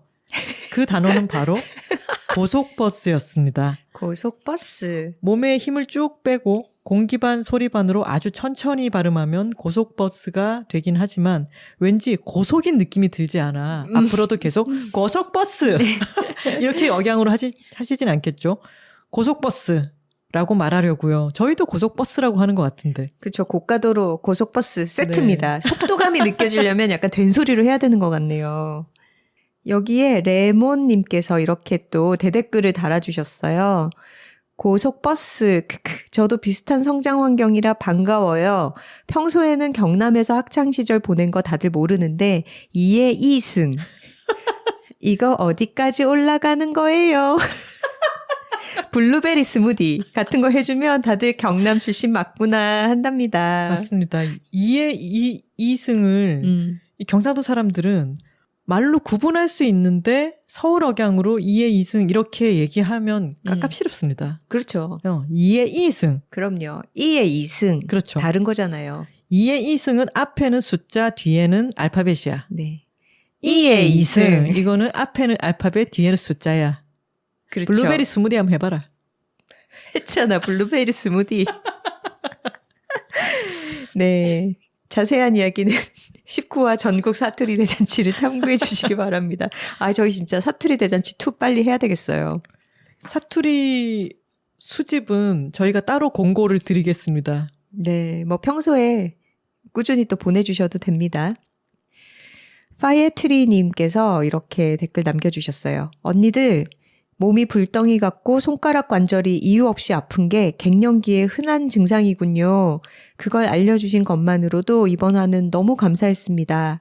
저는 이제 막 40대에 들어섰는데요. 체질상 갱년기가 빨리 올 수 있다는 얘기를 한의원에서 들은 적은 있어서 그동안 이런 이유 없는 불편함이 설마 갱년기인가? 하고 가끔 의심만 할 뿐이었습니다. 근데 이게 꽤나 보편적인 증상이라는 걸 확인하는 순간, 그리고 나의 갱년기도 조금씩 시작되는구나 인정하는 순간 오히려 위안이 되어버리지 뭡니까? 그래서 완경을 다 겪고 난 후 이야기하는 것보다 완경 이행기의 과정을 그때그때 공유하겠다는 말씀도 너무 멋졌어요. 사람은 나이가 들수록 많은 부분을 이미 경험한 사람의 시선으로만 얘기하게 되는 경우가 많을 거라 생각했는데 그것도 착각이었다는 것을 언니들의 이야기로 새삼 깨달았습니다. 언니들에게도 완경 이행기는 처음이구나 싶은 깨달음 말이죠. 윤여정 선생님의 나도 67살은 처음 살아보잖아 라는 말이 떠오르기도 하네요. 나는 그동안 무엇을 경험했을까가 아닌 지금 무엇을 경험하고 있는 중일까 라는 질문을 해보게 됩니다. 해주셨네요. 저희가 지난 회차 68화에서 하나씩 몸이 안 좋았다는 얘기를 하면서 완경 이행기 증상이 저희 둘 다 조금씩 나타나고 있다. 이런 얘기로 서두를 열었는데 많은 톡토로 분들께서 정말 좋아해 주셨어요. 이런 얘기를 더 많이 공유를 했으면 좋겠다. 그만큼 여성의 신체 변화에 대한 이야기들이 혼자 조용히 알아서 처리해야 할 어떤 것으로 여겨지고 많이 공유가 안 되잖아요. 그러면서 불필요하게 걱정이 커지기도 하고 어떤 병을 키우기도 하고요. 저희 예전에 커피를 끊으면 금단 증상으로 두통이 온다. 그것을 알아두면은 그렇다더니 정말 그런 증상이 있구나 정도로 이게 지나가겠구나 생각할 수 있는 것처럼 이런 이야기를 많이 나눠두는 것은 좋은 것 같습니다. 맞습니다. 돈키톡토로님께서 안녕하세요 선우하나 작가님. 이번 회차 엄청 공감하면서 들었습니다. 중2 때 당차게 결심한 난 결혼 안 해는 20살이 되자 산부인과 문을 두드리게 했습니다. 선생님, 저는 결혼을 안 하려고 합니다. 그러니 생리를 좀 멈추게 해주세요. 의사생활 수십 년에 이런 땡땡땡은 지금 이게 댓글 걸음 시스템으로 안 보이게 돼 있는데 뭔가 욕 같은 걸 하셨겠죠. 네. 이런 땡땡땡은 처음 보셨다는 듯 저를 심하게 혼내서 돌려보냈습니다. 이런 젠장 멈추는 것이 안 된대잖아 하면서 수십 년 붉은 피를 흘리며 살다가 드디어 해방되었습니다. 공짜 해방은 아니죠. 저는 등에서 불이 나는 증상을 겪으며 덕분에 겨울은 등 따시게 보냈습니다. 저에게 완경은 정말 신세계입니다. 쌓여가는 나이가 신세계 앞에서 무릎 꿇을 정도로. 그래서 나이듦도 좋아요. 완경으로 오고 계신 분들 힘든 것은 좀 참아내고 새로이 주어지는 자유로움을 1000배, 10,000배 즐겨요. 신기한 증상도 있어요. 가끔 과자나 초콜릿 등등 그 기간에 자주 먹었던 것들이 미치도록 당기는 때가 있어요. 어딘가에 있는 기억이 그걸 또 상기시키는구나 하면서 즐겁게 먹어버린답니다. 하셨습니다. 호르몬에서 자유로워진 이후에도 호르몬의 부름으로 와구와구 먹었던 그런 메뉴들이 땡긴다. 이런 얘기는 참 재밌네요. 그렇다면 그것은 그냥 너야 호르몬이야에서 너가 원하는 거 아닐까요?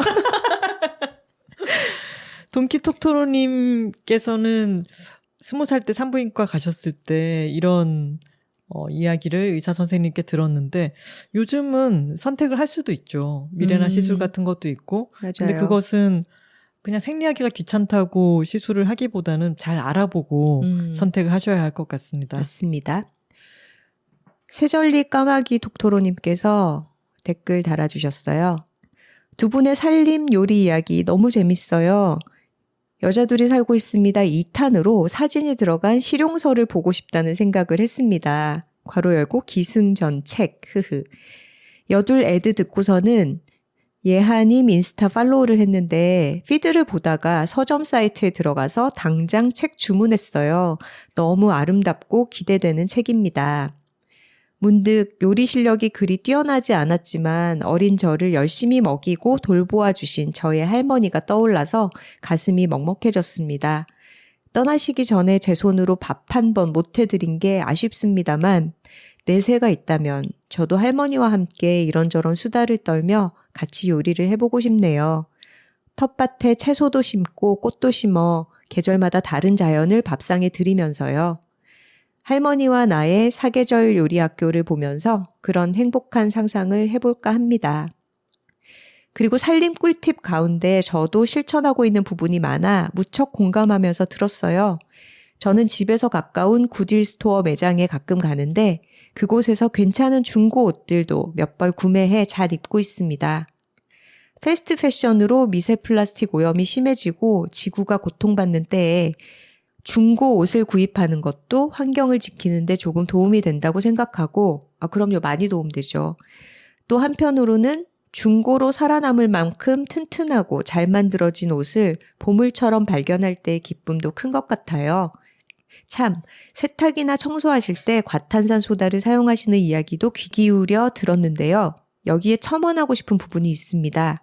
과탄산소다는 흰옷을 표백하는 좋은 기능이 있는데 색깔 빨래에 쓰면 이염이 있을 수 있습니다. 대신 비슷하게 가루 형태로 된 탄산소다를 쓰시면 세척력도 좋고 흰옷이나 색가루 상관없이 사용할 수 있습니다. 동물성 기름 제거에 탁월해서 묵은 냄새도 빼주고요. 이번 에피소드 들으며 각자 보람된 일을 찾아 가사를 분담하는 것이 우리 일상에 얼마나 이롭고 관계를 단단하게 다지는 일인가 생각해보게 됐습니다. 요 며칠 어그러진 멘탈을 펴느라고 잠시 일손을 놓고 여둘톡을 들었는데 역시 과연 리터럴리 효과가 좋습니다.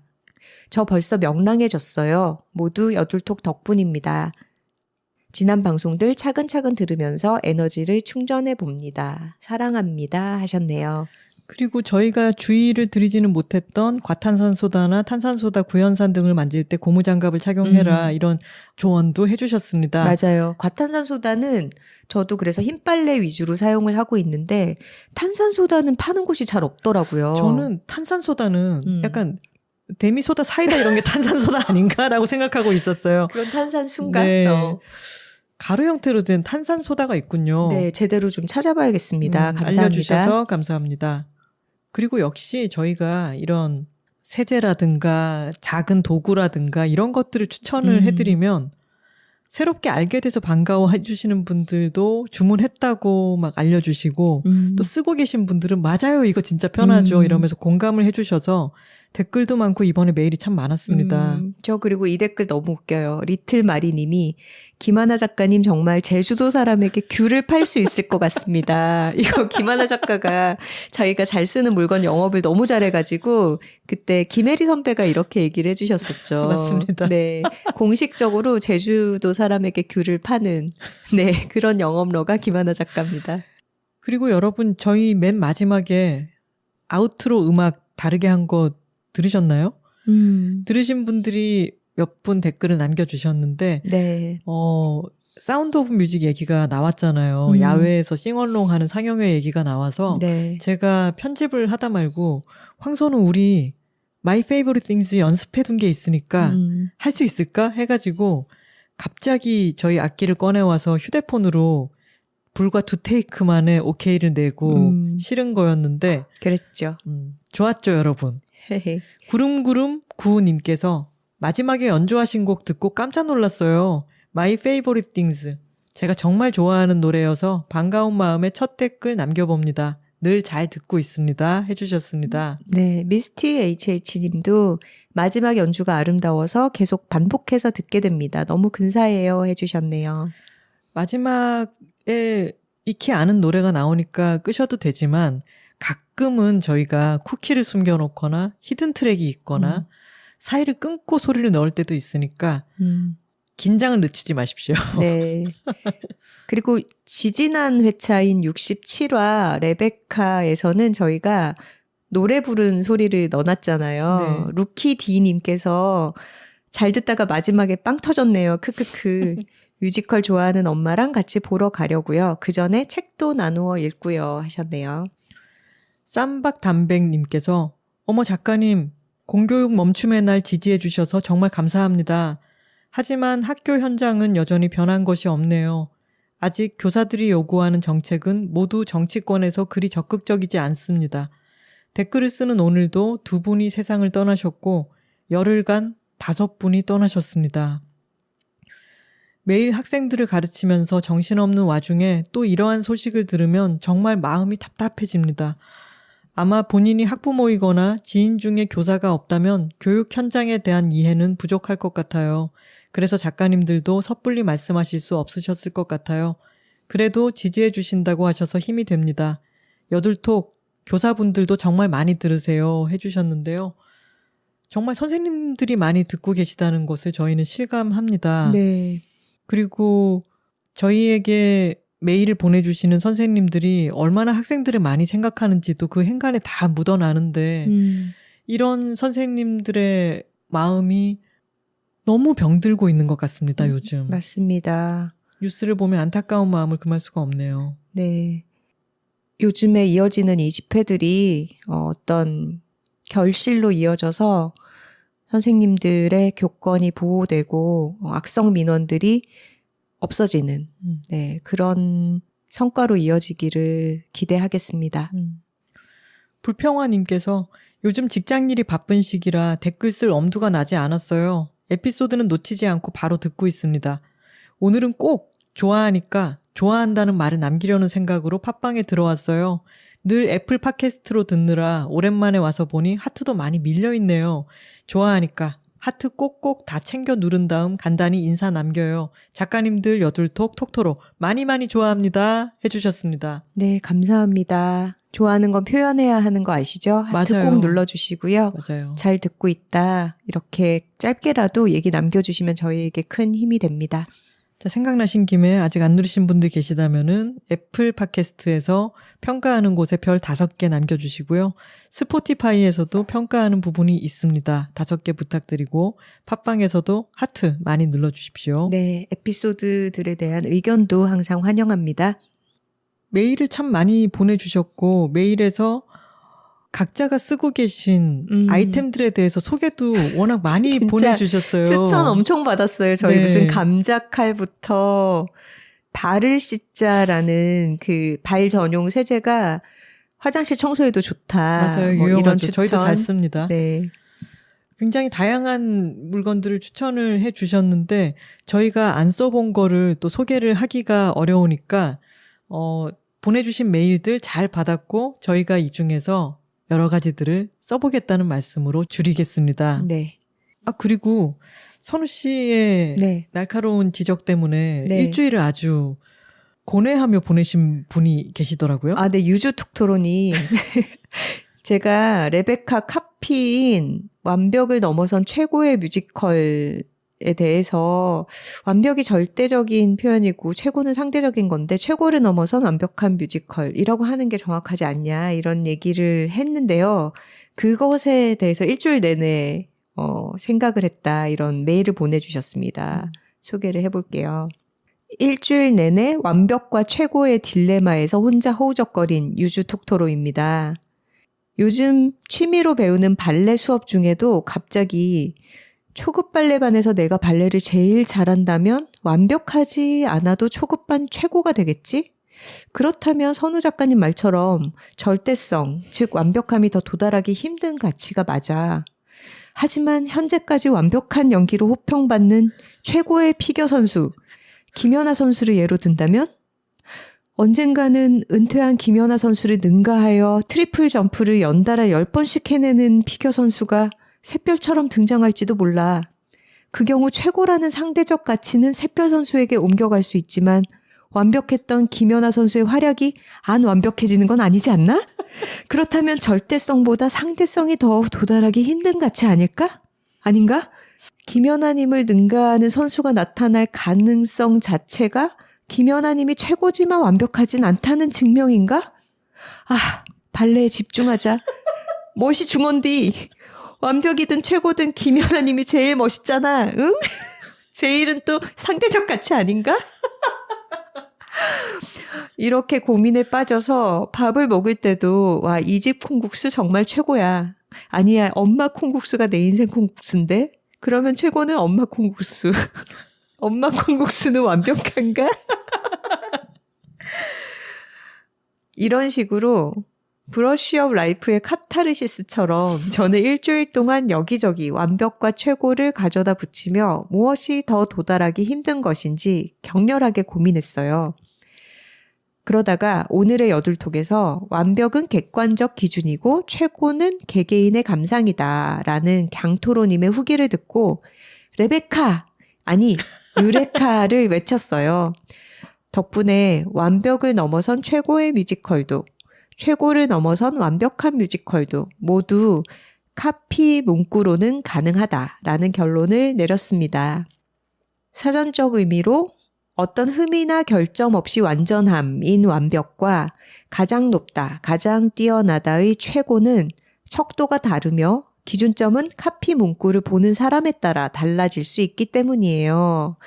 와, 정말 이분 고민 많이 하셨네요. 선우 씨의 목소리 상태가 나빠지고 있으니까 제가 이어서 읽겠습니다. 다만 정보 전달의 목적성을 지닌 기사나 저널 등에서는 이러한 표현을 쓰려면 필수적으로 어떤 기준에 의거하였는지 명확히 표기해야겠지요. 올해 국내에서 개최된 뮤지컬 20편에 대해 캐스팅, 무대 연출, 흥행성 등 10가지 지표를 기준으로 관람객 500명의 평가를 조사한 결과 3편의 뮤지컬이 만점을 받았으며 이 중에서도 레베카가 재관람률 1위를 달성해 완벽을 넘어선 최고의 뮤지컬이라는 찬사를 받았다. 혹은 올해 국내에서 개최된 뮤지컬 20편에 대해 캐스팅, 무대 연출, 흥행성 등 10가지 지표를 기준으로 관람객 500명의 평가를 조사한 결과 레베카가 1위를 차지했으며 모든 평가 기준에서 만점을 받아 최고를 넘어선 완벽한 뮤지컬이라는 찬사를 받았다. 이런 식으로요. 아유 참 전직 에디터 카피라이터셨던 두 작가님께 제가 무슨 말을 쓰고 있는 건지 모르겠네요. 어쨌든 저는 지금 어려운 숙제를 해냈다는 최고의 뿌듯함을 느끼며 시원한 맥주로 완벽한 하루를 마무리하고 있답니다. 와 갑자기 소나기가 내려요. 소리가 아주 우렁찬 게 축하한다는 박수 소리처럼 들리네요. 기분이 아주 카타르시스해요. 아니 유주 톡토로님이 어떤 분인지 톡토로분들 기억하시죠? 너무 재밌는 메일을 늘 써주시는 분이죠. 경주에서 에밀레종 외국인들한테 가이드하면서 이거 인풋 베이비 보일드 아이런에다가 인풋 베이비에서 만든 벨이야 이렇게 설명하셨던 에밀레 하셨던 베이비 크라잉처럼 소리 난다고 그분인데 정말 너무 재밌습니다. 근데 저희가 이 부분을 지적했던 것도 사실은 저희도 이렇게 왔다 갔다 하는 생각이 들기 때문에 완전히 이게 맞다는 아니지만 이게 갸웃거리게 되는 포인트는 이거지 않아? 라고 하는 이야기를 한 거죠. 맞아요. 그리고 유주톡토로님이나 저희나 비슷하게 어떤 카피를 봤을 때 그냥 넘어가기보다는 생각을 해보는 거잖아요. 이게 정확한 표현인가? 네. 이게 말이 되나? 호응이 맞나? 근데 이런 것도 글쓰기에서 되게 중요한 태도죠. 유주톡토로님도 지금 사전적 의미를 찾아보셨잖아요. 완벽하다와 최고를. 근데 이분이 이렇게 글을 재밌게 잘 쓰시는 것도 은연중에 이런 글쓰기 테크닉들을 다 구사하고 계신다는 그런 증거네요. 전직 카피라이터 입장에서 말씀을 드리자면은 이렇게 독자들을 미궁에 빠지게 하는 카피는 좋다고는 말할 수 없습니다. 근데 미궁에 빠뜨리게 하는 바람에 굉장히 우리가 다 기억하게 됐잖아요. 효과는 있는 것 같습니다. 맞습니다. 은토로님의 메일입니다. 저는 올해 1월 일정 관리 앱을 물어보는 사연으로 여둘톡 44화 선택과 집중편에 소개되었던 은평구에 살고 있는 은토로입니다. 기억납니다. 네. 저는 여전히 여둘톡을 매주 잘 듣고 있고 이제는 재생하자마자 하트 누르는 게 습관으로 정착이 되었답니다. 좋은 습관 갖고 계시네요. 그러게요. 이번 주 업로드된 68화 살림의 잔기술 편을 들으며 다시 사연을 써야겠다 다짐했습니다. 지난 사연에서 저를 굉장한 하고제비라고 소개드렸었는데요. 회사원인 저는 작년에 평일 저녁 시간을 활용해 괄호 열고 스스로를 볶아치며 다큐 만드는 수업을 들었고 30분짜리 단편 다큐 한 편을 만들게 되었습니다. 저는 재작년쯤부터 신체의 노화를 경험했고 처음 겪는 변화에 당황했습니다. 그때쯤부터 언니들을 만나면 어떤 노화의 과정을 겪고 있는지 물어보고 다녔습니다. 그래서 그런지 다큐의 내용도 언니들을 만나서 차를 마시며 노화에 대한 이야기를 나누는 내용으로 만들어지게 되었습니다. 다큐의 제목은 어느 날 나이테가 생겼다입니다. 언니들의 이야기를 듣다 보니 자연스레 다큐에도 갱년기에 대한 이야기가 나오게 되었어요. 사실 다큐를 만들던 41살의 저는 갱년기는 나에게 먼 이야기라는 생각을 했었는데 몇 개월 전 산부인과 정기검진에서 난소기능 검사 수치가 너무 안 좋아서 곧 갱년기가 시작될 것이니 조만간 호르몬 치료를 하자는 권유를 받았습니다. 약간은 충격을 받았지만 병원을 나서면서 갱년기 얘기를 해준 언니에게 전화를 걸어 이제 저도 따라가요. 이러려고 다큐 만들었나 봐요. 라고 말하고 푸하하 웃을 수 있었어요. 하지만 말끔한 기분만은 아니었던 게 막상 친구들의 생리 끝나서 축하해 라는 말과 아주 슬픈 일이 벌어진 것처럼 위로하는 말을 들었을 때 마음이 심란하여 소화하는데 시간이 좀 걸렸던 기억이 납니다. 제가 영화 소개를 하는 이유는 짧은 기간 배워 우당탕탕 만든 영화가 감사하게도 극장에서 상영될 기회가 생겼기 때문입니다. 그러면서 영화 상영 일정을 소개를 해주셨는데 9월 13일부터 17일까지 건국대학교 KU 시네마테크에서 열리는 영화제에서 상영이 된다고 하고요. 9월 15일 금요일 저녁 7시 30분에는 영화 상영 후에 간단한 GV도 진행된다고 합니다. 제가 만든 영화를 이렇게 소개한다는 게 참 민망하기도 하고 용기가 안 나기도 하지만 여둘톡의 모토 좋은 걸 좋다고 말하기를 두근거리는 마음으로 이렇게 실천해 봅니다. 이 영화제를 찾아봤더니 SF 영화제래요. 사이파이한 페스타? 저도 이 영화제 제목을 보고 다큐인데 사이파이가 들어가네라고 잠깐 생각했는데 그러게요. 일단 축하드립니다. 이렇게 극장에서 자신이 만든 영화가 상영되는 것은 정말 귀한 일이니까요. 게다가 SF 영화제에서. 그러니까요. 나이를 SF적으로 들기도 어렵지 않나? 다큐인데? 점점 궁금해지고 있습니다.